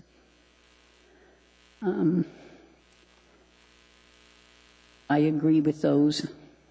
I'm a little confused by Amendment 3. I guess I need a further explanation as to whether neighborhood collectors and others, I think we need that classification, that we have different collectors. Birchwood Loop Road, Jayhawk, those are Class 1B collectors, and I wouldn't like to see a neighborhood collector develop to that. The other thing, which is that when you make collectors continuous through a neighborhood, I'm amazed how quickly they become the shortcut from point A to B rather than taking that arterial or that freeway. Some of my other, my testimony actually, if you guys turn to your attachment D, this shows you how popular I am. From 11 to 14 are all the comments from me as council chair and Birchwood, which were totally ignored. Thank you. Thank you, Ms. Wells. Ms. Gray Jackson has a question for you. Thank you, Mr. Chairman. I don't have a question, Bobby. We worked together many years when I was staff of the Assembly, and I just wanted to say it's really great to see you. Thank you, Mr. Chairman. Yeah, I lived. Thank you, Ms. Gray Jackson. Mr. Starr? We recognize Mr. Trainey tonight, and Ms. Wells deserves that. She's a stalwart, just a staunch supporter of good development, and that's what we really have. So I think the idea that she takes it lightly that they were ignored, I hope they're not ignored by this body. So we have some amendments coming your way as it particularly addresses it. And, you know, again, I'll leave it, but she represents a highly growing area, and we need to do it right. So just give that some credence. Thank you, Ms. Wells, for presenting. Thank you, Mr. Starr. Welcome back, ma'am. Hi, again, my name is Jill Flanders Crosby, and I actually am the current co-chair of Birchwood Community Council, struggling to fill Bobby's shoes, which is impossible. I support the same things that Bobby said. It's really important to know that we have always considered ourselves a rural community. We are facing massive development. Right now, my particular neighborhood inside of Birchwood Council is posed to be right on the edge of a very large development where that one collector could become very big and could then become a way for them to shortcut through our community, which is also designated as a collector, but it is inside of a more rural area. So to be able to have these delineations so that does not automatically be super widened and destroy one of the first zoned neighborhoods in all of Eagle River, and a rural community that has maintained that integrity for well over the 37 years, whatever, 1975, since I've lived there. It's really important out in our neighborhood to think about these various distinctions: country lane, rural collector, etc. So I support Mr. Starr's amendments. I also would love to get a little bit further clarification on the one amendment that Bobby requested. Thank you very much. Thank you, Ms. Crosby. Anybody else who wishes to speak to us on this matter? Hearing no one, public hearing is now closed. What is the wish of the body? Second. Been moved and seconded. Mr. Starr. I appreciate the indulgence of the body on kicking this plan down the road as long as we have. I'll be brief because we can kind of get right to it. There's several aspects of this. As you sit on this body, you'll realize this is a pretty important document, particularly for growing areas. We have our own comprehensive plan out in Chugach, Eagle River. Girdwood also has some development plans on the books, and so the coordination between how the development plans, the comprehensive plan, and all that kind of comes together in important documents like this. So kind of give us the credence, both Ms. Dembowski and I, that there's another document that floats around from time to time, the Long Range Transportation Plan. And those that are familiar with AMATs see that. What happened some time back is that the long-range transportation plans, we used to have one that was supported in our comprehensive plan. It's become merged, and that caused us some challenges in being able to sort of send that message that there's some distinct differences and wants in my community that we represent. So we don't have two documents that make much sense, especially now in the combination of so striking with the this document. OSHMP has now got all the streets throughout the municipality in one spot. I'm not adverse to that, other than I'm going to propose this through the amendment, some flexibility that goes with that. So jumping right into it, with that, you'll need to get your plan out. So page 15 is critical to a couple items, and that has the table on it. And in the interest of expanding it, I'd like to make a motion to put a subcategory in, and the verbiage here would be to change to reflect a subcategory under the local street known as Country Lane. Second. And again, that's to prime the pump. We have a Country Lane designation that's out there now, but there's another document, the Design Criteria Manual, which probably needs some work and some clarification and some public input on what that looks like. So I've made the recommendation that that would really just be a table subcategory under local. Lanes 1 and 2, 1 or 2 lanes, and a right-of-way width somewhat condensed and smaller. So that's the logic there, again, with the verbiage that we come back and revisit the actual design criteria in the DCM. I see no one else in queue. Who was the second on that? I didn't. Okay, Paul, would you please press your button, Mr. Honeman? I did before. Okay, thank you. And with that, please proceed to vote on amendment number 1. Mr. Traney. Yes. So that motion carries unanimously. That brings us to amendment number 2. Yeah, same logic here, trying to get the idea that we would expand this. This is a useful table for all of the community, and I think underneath here, my amendment number 2 on page 15 says to change and to reflect a subcategory street under neighborhood collector, and this is where we'd like to embed the definition of rural collector. Again, Is that a motion? the same logic here. So we've accepted the motion, Mr. Chairman. Yeah, somehow Mr. Evans made the motion. I'm not Second. Fair enough. He's doing Second. the work for you. And again, I think the idea that we've got a ways to go before those start showing up in the plan, it's talked about in pages 16 and 17. There's some definitions and criteria, but as we come into work here, I think it's a good idea to start to talk about it inside the right-of-way standards guidebook too, which is most important to developers and property owners. Thank you, Mr. Starr. I see no one else in queue. Please proceed to vote on amendment number 2. Mr. Traney. Yes. That motion carries unanimously. That brings us to amendment number 3. Mr. Starr. And this move addresses some of what Ms. Wells was talking about, Mr. Potter as well. So you'll need to find your attachment C if you have it, and that's the maps. And the maps are useful because they become embedded in the plan, and they're also useful as is. So my amendment number 3 specifically is the nuance of keeping the legend that's reflective in the other maps, particularly map 1. If you'll compare and contrast the map legend for map number 1 and map 4, I'm sorry. Maps 1 and 3, and I would like to make sure we carry the same legend onto map 4. Mr. Starr? Yeah, I can read it. Legends maps 3 and 4 under attachment C shall indicate the same right-of-way standards that's used in the Anchorage Bowl as shown on map 1.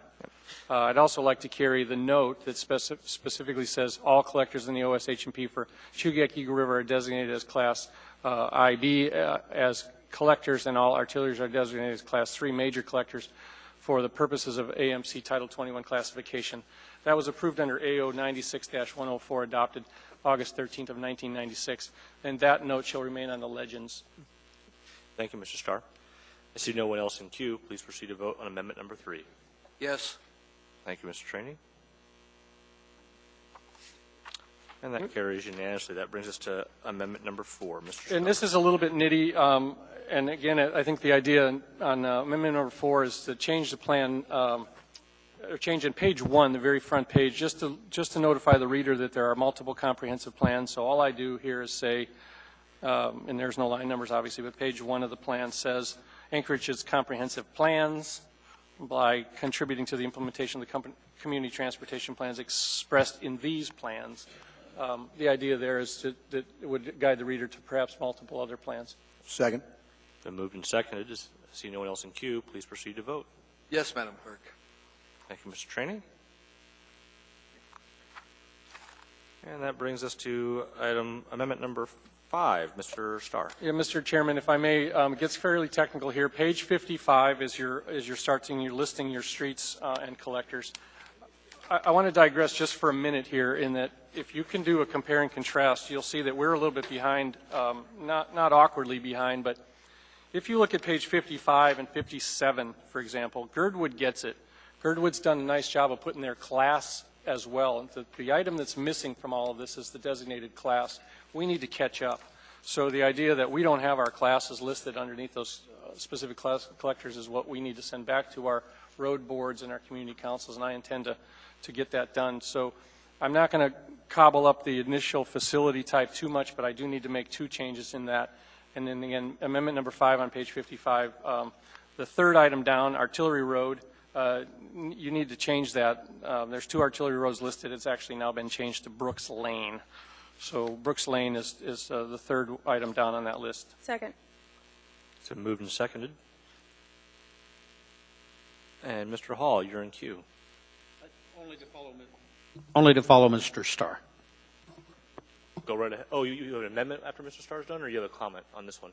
No, I just want to follow Mr. Starr addressing an amendment. Got it. Starr's got 2 more. I see no one else in queue. Let's please proceed to vote. Yes, ma'am.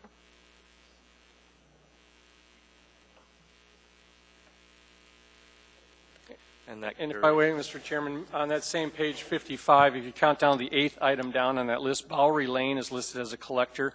It's sort of a dead-end street, goes nowhere, so my amendment is on that. It's referenced as Bowery Lane. Remove this road from the table. Second. Again, as you'll recognize, this whole document, it doesn't list every single road in Anchorage. It really kind of prioritizes the transportation corridors, and Bowery Lane being a dead-end item.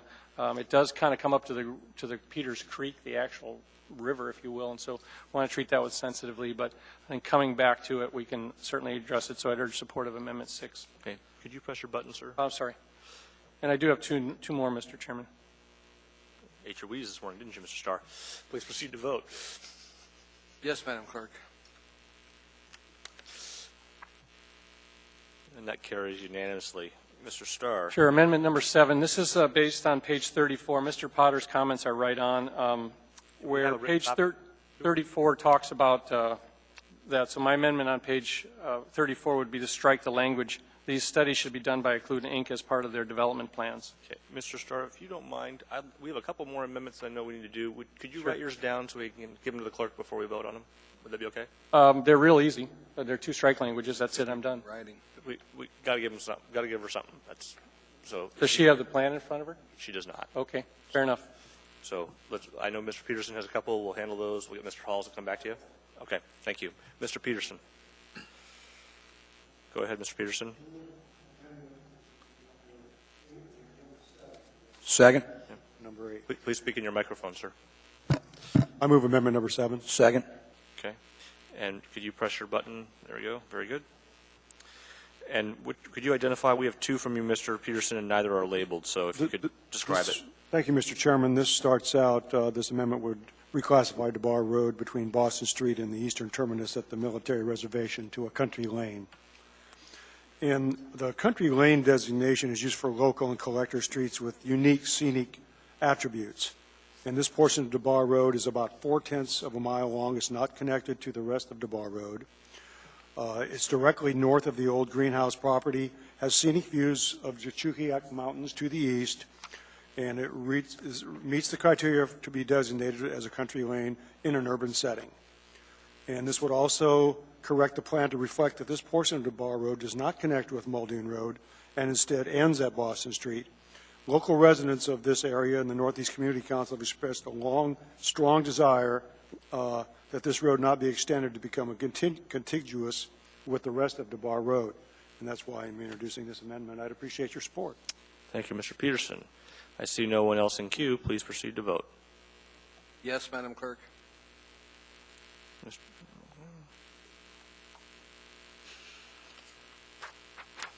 That motion carries unanimously. Mr. Peterson. Thank you, Mr. Chairman. I move amendment number 8. Second. Please press your button, sir. Thank you. Go ahead, Mr. Peterson. Thank you, Mr. Chairman. This amendment would add a Main Street topology to the Creekside Center Drive, which is between DeBar Road and Muldoon Road.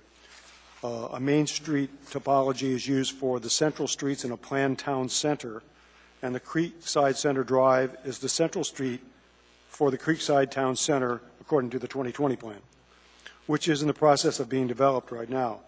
So this street meets all the criteria for being designated as a main street, and I would appreciate your support on this amendment. Thank you. Thank you, Mr. Peterson. Ms. Gray-Jackson. Thank you, Mr. Chairman.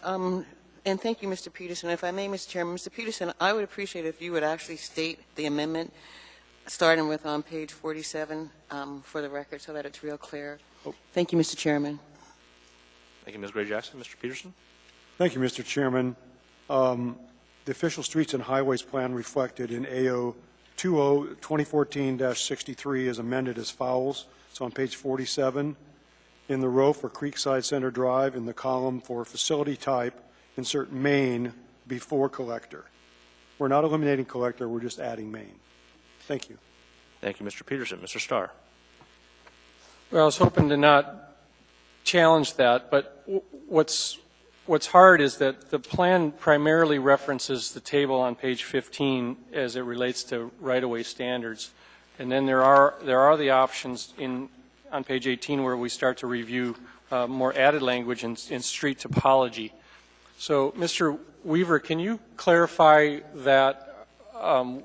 Would your reference be that Creekside, they're after a Main Street designation, but wouldn't we want a neighborhood collector or something more specific to the table 2 for the right-of-way?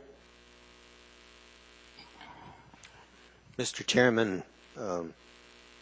Starr, Mr. Peterson, it's complex in that, things have changed substantially in the development of those properties that I'm not sure by just putting Maine in front of collector is going to give any guidance with respect to its improvement. Mr. Chairman, if I still have the floor. Please. Mr. Weaver, we don't have options to look at the DCM in comparison always to this. Is there some street standard that would have that? I believe Mr. Peterson may be after a median deal, walkways on both sides, creative lighting, some of that. Do we have a DCM model that speaks to that we could move this amendment and get there? Ms. Mormello is here this evening, traffic engineer, but I don't believe it's in there in the DCM. That type of street topology. Yeah, and so I guess the amendment to me, if I can finish my comments, would be somewhat confusing to the developer that would read it. He wouldn't know how to build it. And then the other thing that we're really, I believe, trying to focus on is where the future street should go. It may be more appropriate, as I'm going to do with ours, is the comprehensive plan embed tables such as these plans in that. So with the lack of clarity in that we don't really have a main collector definition, I guess I can't support that from the confusing standpoint. Thank you, Mr. Starr. Mr. Honeman. Well, in all due respect, I believe a majority, if not all, of the Creekside Center Drive goes into an arc from DeBar over into Muldoon or whichever direction you want to go to. So that particular main street's been developed with sidewalks on both sides already, Mr. Starr, and lighting and the whole works and drainage. So it's just a matter of designating it as a topography. I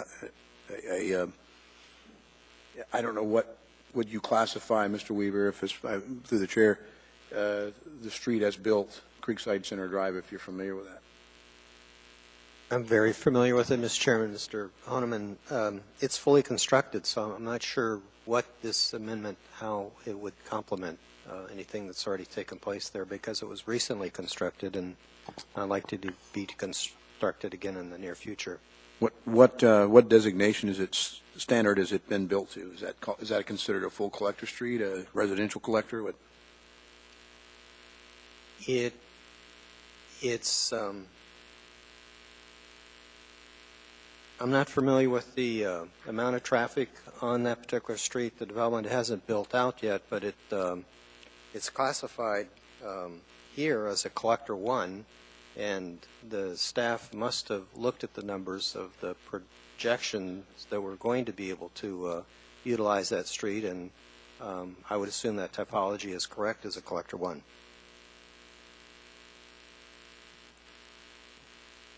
Seeing no one else in queue, Mr. Peterson. Thank you, Mr. Chairman. The reason that I'm trying to make this addition is we're hoping that this is going to be developed as for multi-use residential and business as well. According to the 2020 plan, communities are supposed to be more walkable, and so I just think that in this, hopefully in the future, will be sort of a Main Street type of development, and so that's the reason I'd introduced this amendment. Mr. Chairman, if I may, Mr. Weaver, is this a case where the plan, because it was put together in 2011, you know, as you've said, it's the street that's out in front of Begich Middle School and some of that. Is that the street I'm talking about? That's correct. Yeah, it's been built out, so I'm almost wondering if we're just kind of stuck here in the plan designation as it shows in here based on 2011 and what's actually been built. I guess I wouldn't say that. I'm not trying to talk you out of the amendment, but it may be that it's not necessary because that street's already been done. All right. With that, please proceed to vote. You guys are killing me. Go ahead, Ms. Dembowski. Just one for clarity. I'm going back and forth. I'm not a planner. Mr. Weaver, what is the actual effect of adding the word Maine? Madam Chair, or Mr. Chairman, Ms. Dembowski, I fully understand what Mr. Peterson's intent is to develop the street as originally envisioned and discussed when the development went through. The street was fully constructed. The Main Street concept, the typology is not in the DCM. It's not in the OSNHP. It's an urban land use type of development with respect to Main Street. There's commercial and residential that support that commercial. Depending, the density can depend on the neighborhood. All the neighborhoods are different, so you would have different scenarios in different parts of the community. The street's fully constructed. The zoning is in place. This designation would not further. I don't see how it would further any of that development. Mr. Chairman? Yeah, there's a nifty button you can press. That says We're on the vote screen. I don't see it. Go ahead. We're stuck on the vote. If you hit on the floor, it'll come back up. Thanks. Go ahead. And I thank you. And so that was the next question is, if you were asking it the other way, by putting Main Street designation to that roadway, which is already built, in a town center that has been designated, which is what is desirous of the neighborhood and the community plan, what does it hurt? It may not add anything, but does it take anything away?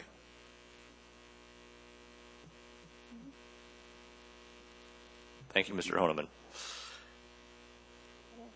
Now, please proceed to vote. Yes, Madam Clerk. Mr. Trainee votes yes. We're waiting on Mr. Steele. Yeah. Okay. That motion fails by a vote of 5-6. Mr. Hall. Thank you, Mr. Chairman. I'm not sure that I've got an amendment, but I do want to address the issue that Ms. Gleason brought up in regards to Northern Lights. She, myself, and Ms. Drummond met with the Planning Department in 2011, and I think we resolved that issue that there is weight restriction on that road. And prior to voting on this, I just want a confirmation that we do have a weight restriction in there, and we're not going to have semis coming up and down Northern Lights in the area that Ms. Gleason referred to. Mr. Weaver? Or Ms. Milramilio? Through the chair, Mr. Hall. There currently are no posted load limits on West Northern Lights Boulevard. The one sign that Ms. Gleason referred is actually, it's not in the MOA owned section. It's just adjacent to cars, actually, right when you get past Minnesota on one pole. And it has been pointed out to DOT in conversations that was originally posted years ago when construction was actually happening on the airport itself to encourage the detour, them not to go straight through the neighborhood as the detour route. As far as the rest of the road, we have no current load limits posted along that corridor. And the classification? Of minor arterial does not have any load restrictions associated with it. Okay. Mr. Starr, you have your amendments now?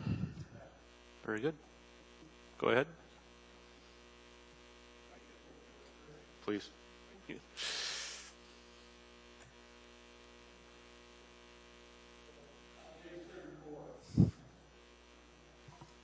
Page 34, it's strike the language that says these studies should be done by Occludent Inc. as part of their development plans. Okay. Second. And again, just briefly, the burden of overall development and trending development and road structure shouldn't be all placed on the land owner. That's why we have a planning department and we put resources to it. So, Okay, it's been moved and seconded. I see no one else in queue. Please proceed to vote. Yes.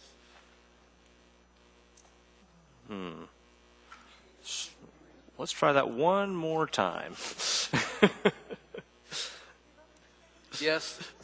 The moment he said yes, everything collapsed. I'm not sure what happened. Okay, that motion carries unanimously. That brings us to our final amendment, Mr. Starr. yeah, and this is back into your packet C with all the maps. And on map 4, there's a reference study area, I-2. I-2 is broken into two pieces. The northernmost one covers the newly formed overlay district, and I'd like to strike that.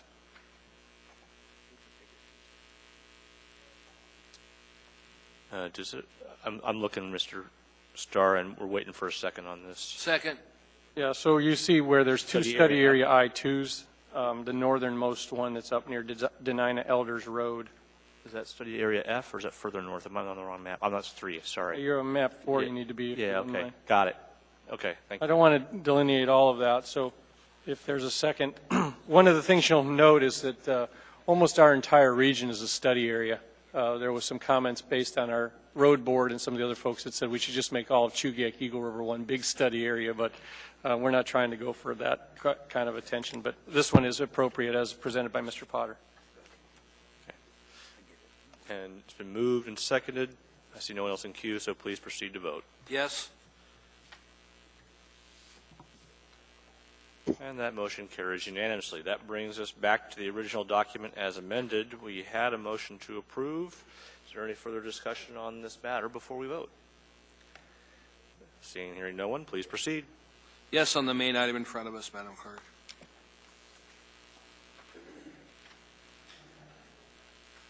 And that carries unanimously. That brings us to item 14A.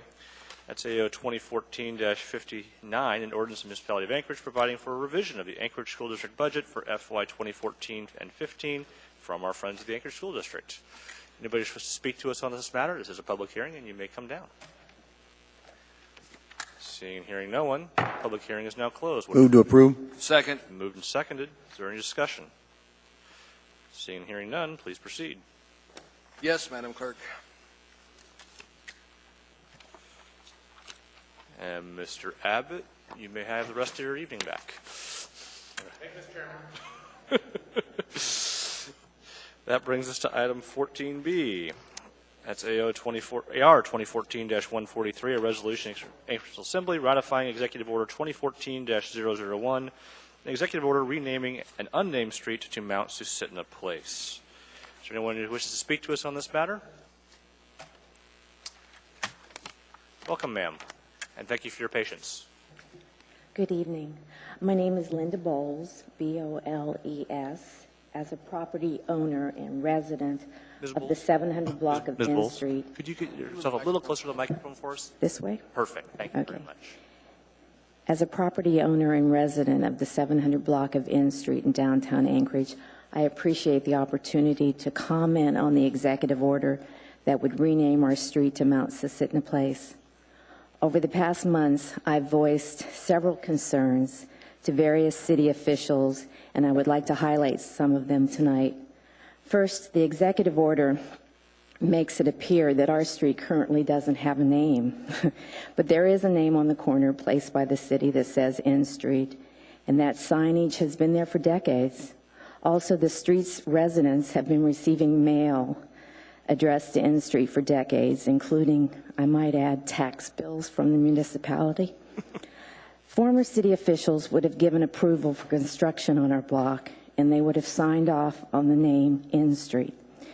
Designating our street to be the 700 block was and is the obvious choice because that's where it is located in the grid system. Our street runs between 7th and 8th and M and O. The grid system utilized in downtown Anchorage is an excellent system, very user-friendly. And it is surprising that city officials would seek to dilute it. Admittedly, the bluff that runs through the neighborhood breaks up the grid. But a designation as the 700 block of N Street pinpoints a specific spot in downtown Anchorage. Mount Susitna Place could be anywhere in the Anchorage Bowl. If avoiding confusion is the city's goal, I question the choice of Mount Susitna Place. It's a very attractive name, certainly preferable to Cozy Place, which was the city's first suggestion. It should be noted that there are at least 2 other city streets with the word Susitna in them, and it's very likely that the proposed new name will be confused with those streets. There is no other 700 block of N Street, however, and there never will be. I understand the name change was proposed after a resident in the 600 block of N Street complained that there was delayed emergency response to his or her residence. That resident believed that the naming of our block was to blame. But changing the name of our street will not guarantee that the 600 block of N Street will never again have access problems, but it will ensure that our block will have problems for years to come. People searching for the 600 block of N Street will continue to drive 9th Avenue to N Street, turn, and then run into a dead end. That has nothing to do with how our street is named or numbered. It's because the bluff creates a natural barrier. These people will be lost no matter what our block is called. Thank you, Ms. Bowles. I think there's a question for you. Mr. Steele? Mm-hmm. Yes, I'm glad you're standing up for a little common sense. 2 years ago, my street was changed for this argument of public safety, being able to find your house and that type of thing. To this day, I still can't get it on any of the map programs. It tells me Fairbanks, it tells me Jay Bear, it tells me wherever. Had a party recently, at least a half a dozen people called me and said, we can't find you. And it's a big concern. It's a big concern. And it's better off left with logic and what it has been for a good number of years. Thank you, Mr. Steele. Mr. Honeman? So I'm familiar with, like, if you're on 15th Avenue, I know of 15th Avenue and 15th Terrace. Perhaps Terrace wouldn't fit, but maybe this is a question for the administration I can ask at a later point, but place or lane as opposed to street, if it's not contiguous, which it's clearly not on the map, perhaps that potentially is an option. I've been told in the past by city employees that there is a naming convention and you just can't put place indicates a certain length or I'm not clear on it. But that's the question I would have to see what the objection would be. We'll get to that, Mr. Honeman. Thank you. I see no one else in queue. Ms. Bowles, thank you very much for coming down. I know we've been in touch many times. Is there anybody else who wishes to speak to this matter? Seeing and hearing no one, public hearing is now closed. What is the wish of the body? Move to approve. Been moved and seconded. Ms. Domboski? Mr. Chairman, I would appreciate hearing from the member that represents this district. Ms. Dombrowski. Mr. Flynn, could you please Sure. communicate your thoughts? Yeah, and you can see the map down in front here that Mr. Weaver placed while Ms. Bowles was speaking. The red line on there is the platted block of N Street. That's an extraordinarily steep descent down the bluff, and it's functionally unbuildable. And so the right yellow line is where N Street is currently. That's where Ms. Bowles' property is. It's a bed and breakfast, so in addition to concerns about the name change, she also has commercial concerns about the change. And as she pointed out, there's no way you're going to build a different 700 block of N Street. So if confusion is the issue, I don't buy it. And I would appreciate the members voting against this change. Mr. Peterson.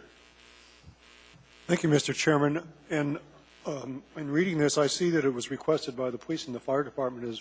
Are there anyone here from those departments that would like to give us, reasoning behind this or suggestions in how we could solve the problem and make sure emergency vehicles can get to this area quickly?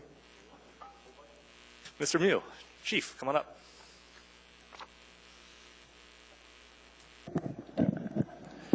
Chairman Flynn, Mr. Peterson.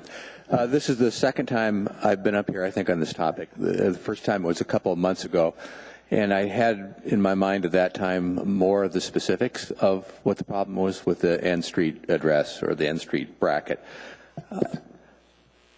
I'm getting older, and many of those details have slipped my mind. However, I do know that after the last time I testified, I went back to my dispatch center and asked our folks if we had any heartburn with the current layout, in other words, whether or not it was our request or whether or not it came from some other source.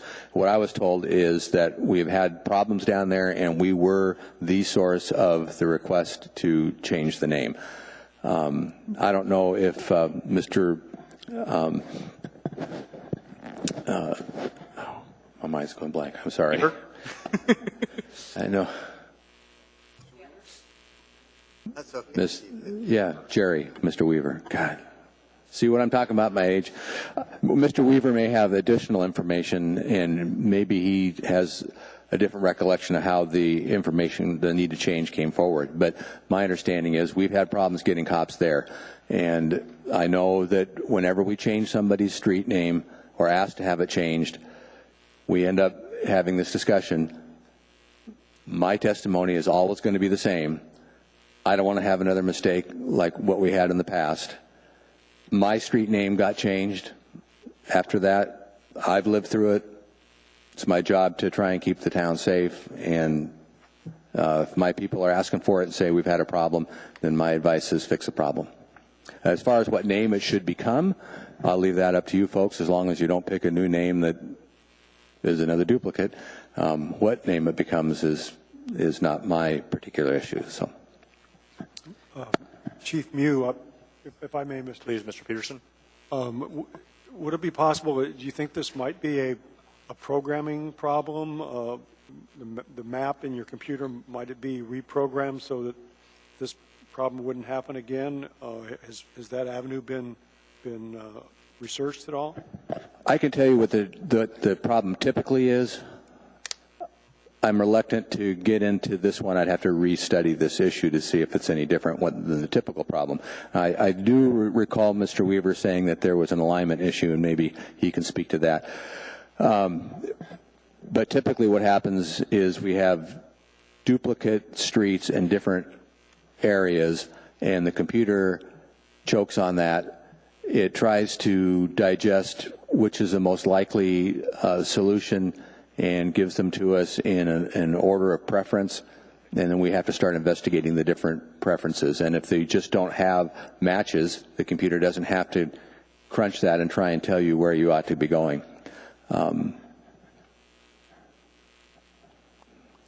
But beyond that, I'd have to restudy it, look at the maps, go talk to my dispatchers to tell you what the problem was in this particular case. Okay. Maybe Mr. Weaver remembers more or can prompt my memory. Mr. Chairman, Mr. Mew, Chief Mew, it's an alignment issue. It's offset from the in-street alignment. If we flip this chart around, I'll give you this arrow here, but it's basically a short alley that parallels the in-street alignment. All right. We'll come back to you. We have a few more folks who want to have a few comments, so go ahead. Unless, Mr. Starr, was your question for the chief? Okay. All right. Mr. Traney? Chief, do we have any documentation? You said you checked with your dispatch, or you may have a problem. Do we have any documentation on the problem, or just the police officers couldn't get there? And is there anything that you've got in your records that indicates to us there was a problem on this date, finding this location? I could probably get you that. I don't have it with me. I didn't know that, frankly, I didn't see this one coming tonight and hadn't received any questions from you folks on this, so I wasn't prepared to comment on it. Every time we change the name, believe me, we have. Oh, I know. Typically what happens when our people have a problem, they report it. There's a reporting mechanism, and it's tracked, and I think that data is there, and I can go track it down for you. Ms. Gray-Jackson or Mr. Honeman, were your questions for Chief Mew or? No. Okay. No. Mr. Weaver. Chief, go ahead and have a seat. Thanks very much. Mr. Starr. I'm going to vote no on this because I think we're getting to the bottom of the bigger issue, which was Hillside Place in Chugiak Eagle River and also in downtown Anchorage, or some of the confusion perhaps could be there. But I'm also hoping that we start to engage some technology that's a little bit more user-friendly. We've had a little bit of momentum to try to look at consolidated dispatch, and they need to update our programs and that. But I mean, I just looked at it here. You get a street view, you get a map, you get a directive, and it's not going to get you lost badly. I mean, I know every second counts, Chief. I get all of that, but this one here just starts to go past what we've done over the last couple of years, and certainly I want public safety to be done right, but my fear now is that the technology is embedded. Google Street View, Google Mapping, Google whatever is a big one. And when we do things locally here, years may take by. So I'm a no vote. Thank you, Mr. Starr. Ms. Gray Jackson. Thank you, Mr. Chairman. First, I'd like to start out and say, you know, as everybody knows, this is your district, and I respect your opinion 100%. But with that said, public safety is first and foremost. There's, you know, no other way around it. But in an email today, I told Ms. Bowles that I agreed with her, and I'm going to tell you again right here in this arena, I still agree with you. I think from N Street to Mount Susitna Place is pretty drastic. How about just calling it N Place? Is that too simple? Thank you, Mr. Chairman. Thank you, Ms. Gray Jackson. Mr. Honeman. That's where I was going, and Mr. Weaver, perhaps I'll lean on you through the chair and the indulgence of the body. In lane, in place, in terrace, I've seen these very things, and I agree because that whole area west of L Street, well, as you go from most of the streets, A Street over to the west, it's alpha and numeric. And so this is totally out of left field. My question is, are there any prohibitions through whether you name a street of any length or duration, terrace, place, or lane? You could change that, keep it as the N designator, and change the last, instead of street, make it a lane, terrace, or place. Mr. Chairman, Mr. Homan, there are parameters for street naming conventions, and I didn't bring them with me with respect to what other, conventions could be used to designate this particular roadway. I have to rely on the staff that the street was the correct designation. It's a north-south street. It's a north-south alignment. But I don't have those naming conventions with me to be able to answer your question. Mr. Chairman, I move that we postpone this then to the meeting of July 22nd. It looks like we're stacking up. Give us some time to have the research done and determine whether or not we have another alternative. Mr. Honeman, we're a little lighter on the 8th. Okay, July 8th. if that gives staff enough time, July 8th. And I'm leaning towards place, lane, or terrace. Okay. Would you push your button, Mr. Honeman? Is there a second? It's been moved and seconded. Is there any discussion on that postponement, Ms. Domboski? I hate to do this, but since you're the chair, Mr. Chair, my inclination, we did this with Davis Street, and the body was fantastic in our indulgence, and we're still working with the residents. I'm hopeful in the next month to bring it back. But from my perspective, it was easier just to cut it off and say no, and then go and work and bring it back if need be. But I'm happy to defer to the assembly member from that district if he wants to delay it and actually work on changing the name, or if he wants us to vote on it. I'm prepared to do that tonight. Thank you, Ms. Domboski. We'll hear from Mr. Traney, and then I'll speak to that. I'm not going to move to postpone it. The option on this is just to simply say no. I was able to bring it up on my phone. It took a second. I can find it using my phone. They can find it using a police vehicle. Thank you, Mr. Traney. Yeah, I think you're right, Ms. Domboski. It's best to let this one fail, and if it needs to be readdressed and come back as end place, then it can come back in the appropriate order of things. I don't think we need to rush it. So the motion on the floor is to postpone to July 8. I'm a no vote, ma'am.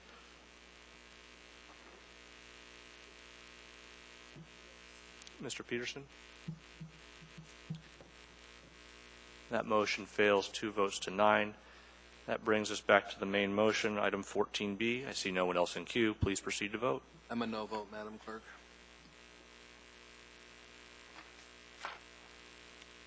And that motion fails 1 to 10. So that brings us to item 14C. That's AO 2014-75, an ordinance approving the acquisition of real property described as a portion of Tract B2B Willowa School Site, Plat 96-27, in an amount not to exceed $1 million, plus closing costs of approximately $6,000, with previously appropriated Anchorage Fire Service Area Capital Improvement Fund 2012 legislative grant funds. This is a public hearing. If you wish to speak to us on this matter, please come forward. Come on down, Mr. Gruenberg. Representative Gruenberg, sorry. Who was instrumental in getting somebody for this? And Representative Tarr. We are doubly blessed. Welcome, folks. Good to see you. Okay.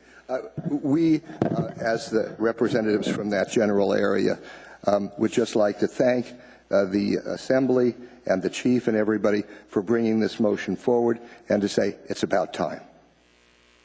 Short and sweet. Very good. Thank you, sir. Representative Tarr. Thank you, Mr. Chairman. And just to comment on a meeting that took place last night where there was a compromise, and that was really beneficial for our area, I think, and brought a lot of the constituents that I represent around to the move of the fire station. So I think we're all good and appreciate everyone's hard work. Thank you. Thank you, Representative Tarr. Is there anybody else who wishes to speak to us on this matter? Mr. Peterson. Thank you, Mr. Chairman. I was just going to say I think that's the shortest comment I've ever heard from Representative Gruenberg. And he was instrumental, too. He really was. Thank you. Thank you. We used to refer to him as the great amender. Mr. Vacalis, you're in queue, sir. Yes, sir. If you could look at the document, I have a couple of on-the-floor amendments that I would... Oh, I'm sorry. Mr. Vacalis, I apologize. I was derelict of my duty. Okay. I didn't see anybody else wishing to speak, but I'll ask one more time before I close the public hearing. All right. Seeing and hearing no one, public hearing is now closed. Mr. Vacalis. Yes, sir. Just a couple of corrections on the document itself. Yes. On the AO, on line number 11, if you would change the number 87120, the correct number is 52708. Point of order. Yes, ma'am. Mr. Chair, I think I need a motion to introduce. We'll get that once we have his direction, and then we can have someone make the appropriate amendment. Okay.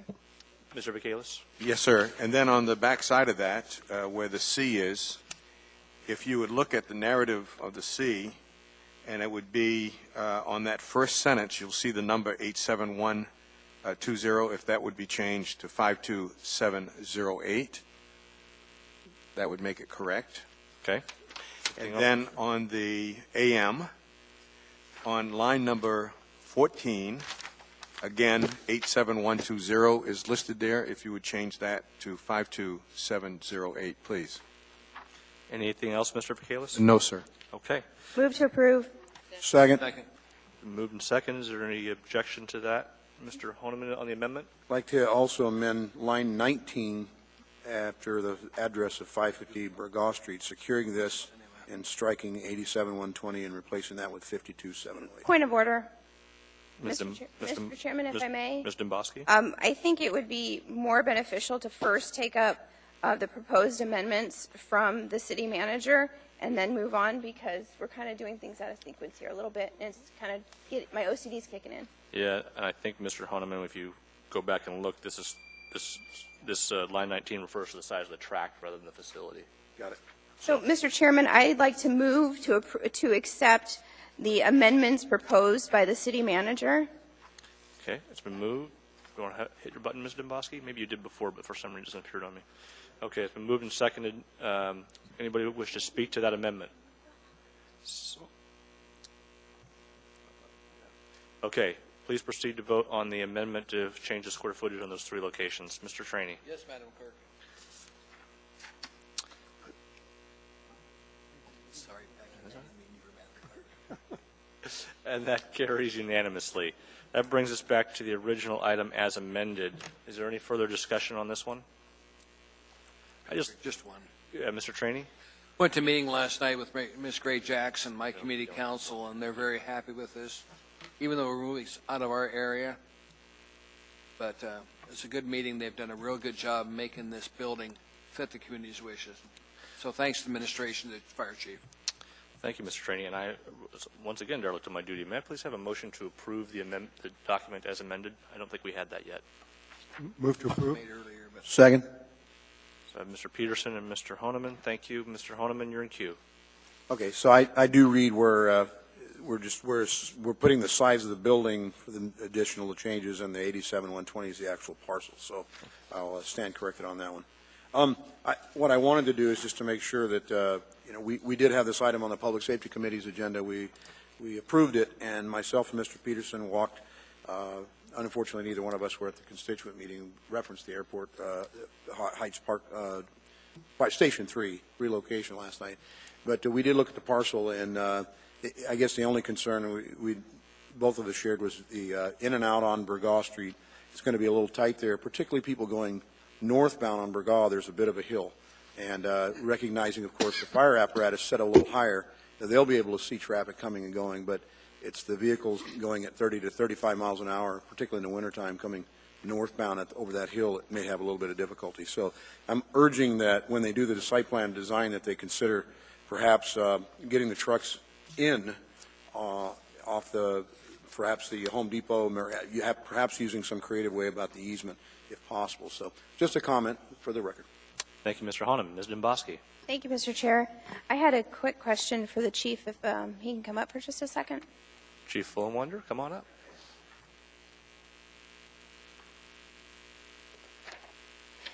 Chief, is this the station that was being discussed, how big it was going to be, how many bays? I just want to make sure that as we acquire this property and as we're looking at what we're going to build, that we have enough of a structure there to really accommodate future growth. Oh, yes, we do.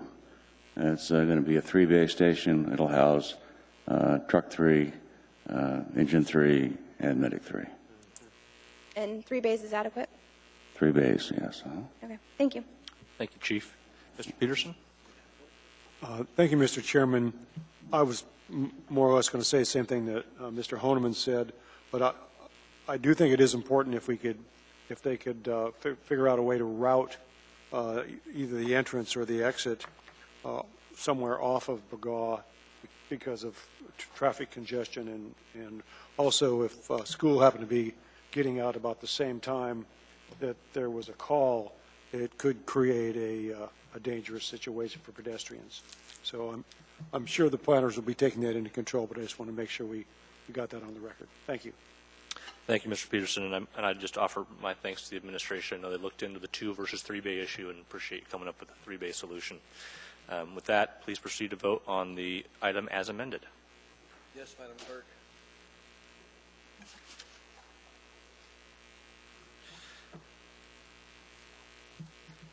And that motion carries unanimously. That brings us to item 14D, AR 2014-163, a resolution of the Anchorage Assembly approving an alcoholic beverage conditional use for a duplicate beverage dispensary, tourism use, and license number 5230 in the T Transportation District for Host International Incorporated, doing business as the Norton Salad Seafood House at 5000 West International Airport Road, room C2052, within Ted Stevens Anchorage International Airport South Terminal, Section 34, T139R4W, SM, generally located south of West International Airport Road in Anchorage. This is a public hearing. If you wish to speak to us this matter, please come forward. Welcome, sir, and thank you for your patience.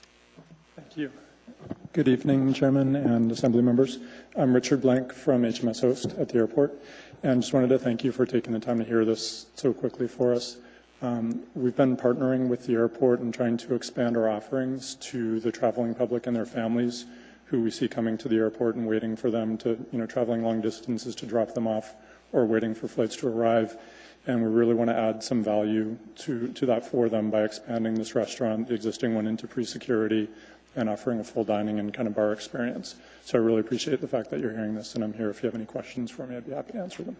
Thank you very much, sir. Mr. Honeman does have a question for you. And so, just so that everybody understands, probably people that are viewing, what section of is it your additional license for a separate section of the terminal? It's actually an attached section. When we originally built the restaurant post-security, we built kind of a sally port to do to-go food, right. And we basically built a bar and dining room onto that sally port.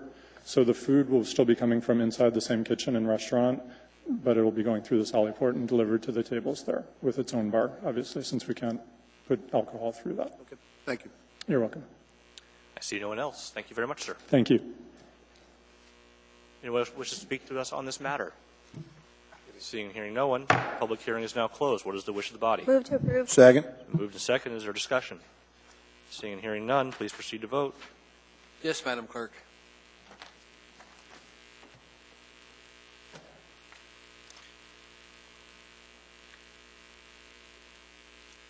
And that motion carries unanimously. That brings us to item 14E, AO 2014-78, an ordinance amending the zoning map and approving the rezoning of approximately 2.787 acres from B3 SL General Business with special limitations to B3 SL General Business with specific special limitations district for Tract A3A, Tudor Center Subdivision, generally located north of East Tudor Road, east of Elmore Road, and west of Vance Drive, within the southwest 1/4 of Section 27T13 North, R3 West, SM Alaska.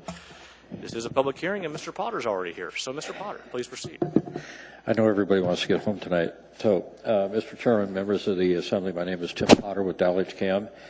With me tonight is Tanya Hickok with Dowledge Cam and Leanne Garrick with Alaska Native Tribal Health Consortium, if there's any specific questions. Before I go any further, I just thought it would be fair to ask, do you want the short version or the long version? Short version. Short? Okay. You have to ask.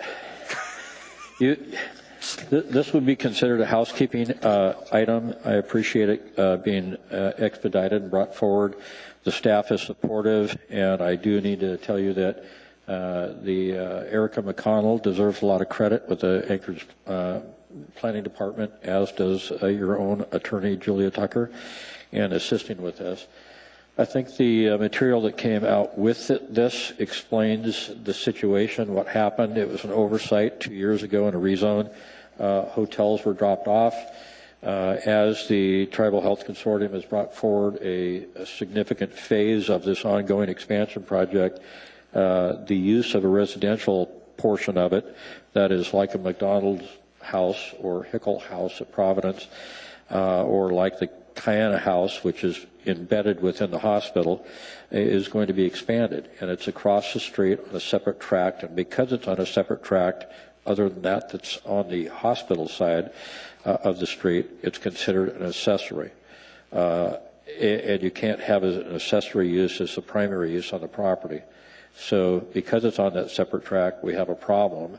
The staff has indicated that they've determined that the closest definable use to it would be a hotel, and 2 years ago, hotel was dropped off of the rezone as a special limitation. So we're effectively asking to put hotel back on. That will allow this $35 million project that's been funded by the legislature to move forward in a timely fashion. I have handed out a artist rendering of what the project looks like, also showing the Sky Bridge. And the site plan shows that there is a gray item that goes across the road, north and south. That actually physically connects above grade as a Sky Bridge, the hospital, directly to this housing facility. So this will be for patients that come in or families of patients that come in from outside of Anchorage to be able to stay here while they're getting treatment. Adjacent to that is a parking structure for expanded parking for the hospital facility itself that's currently under construction. So the Skybridge has been approved as a conditional use by the Planning and Zoning Commission, and we're just looking to get the language changed back to accommodate a hotel so that we can move forward. And with that, I appreciate your support. Thank you, Mr. Potter. Don't run away. Mr. Starr has a question for you. Is this going to be a property tax exempt facility? It will likely be a tax-exempt facility, as it's basically patient housing for the hospital itself. The wording in the added language talks about unrestricted patronage. You know, what I'm challenged in, and I support the concept, I think it's a great idea, but where you perhaps have hotels nearby that can't compete with the rates because this facility doesn't have to pay property taxes. Is that going to be a problem? The issue is really that currently they don't have enough spaces and rooms in the Kiana House, which is embedded in the hospital. At this time, they do a lot of vouchers and pay for those facilities around the hotels around town. Then you've got the obligation of transport, which is not always comfortable or convenient, to be hauling people back and forth across town before or after radiation or chemotherapy or some other treatment. So it's best to have them there from a healthcare standpoint so that they can simply go across the Skybridge and be at the hospital, get their care, and go back to their facility. So the reason the language says what it does is that a hotel by definition is open to anybody in the public to go rent a room if they walk up. The reason that it says what it does, it qualifies that hotel definition because we don't necessarily have a definition in our land use regulations that covers this specific type of use. So it's not a rehabilitative care facility, it's not an extended care facility or anything like that. I'm not trying to look for a workaround, but I'm looking for a workaround. So if it's rehabilitative care and it's all that, I mean, to have a big sign out there competing with the Diamond Mall Hotel isn't what I would want. There's not going to be a big sign out there advertising for the general public to come and stay there. If it were to ever become that, then I believe it would be fair to tax it. Very much. But that is definitely not the intent. Great. Thanks, Mr. Potter. Thank you, Mr. Potter. Nobody else needs to talk to you right now. Thank you. Is there anybody else who wishes to speak to us on this matter? Seeing, hearing no one, what is the wish of the body? Move approval. Second. It's been moved and seconded. I see no one in queue. Please proceed to vote. Yes, Madam Clerk.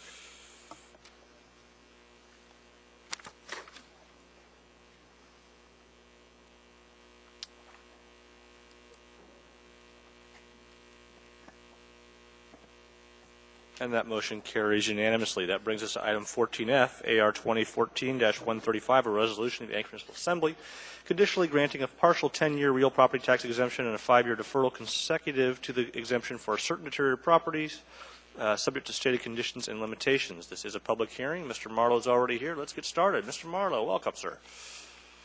Good evening. My name is Mark Marlowe, Mr. Chairman, members of the Assembly.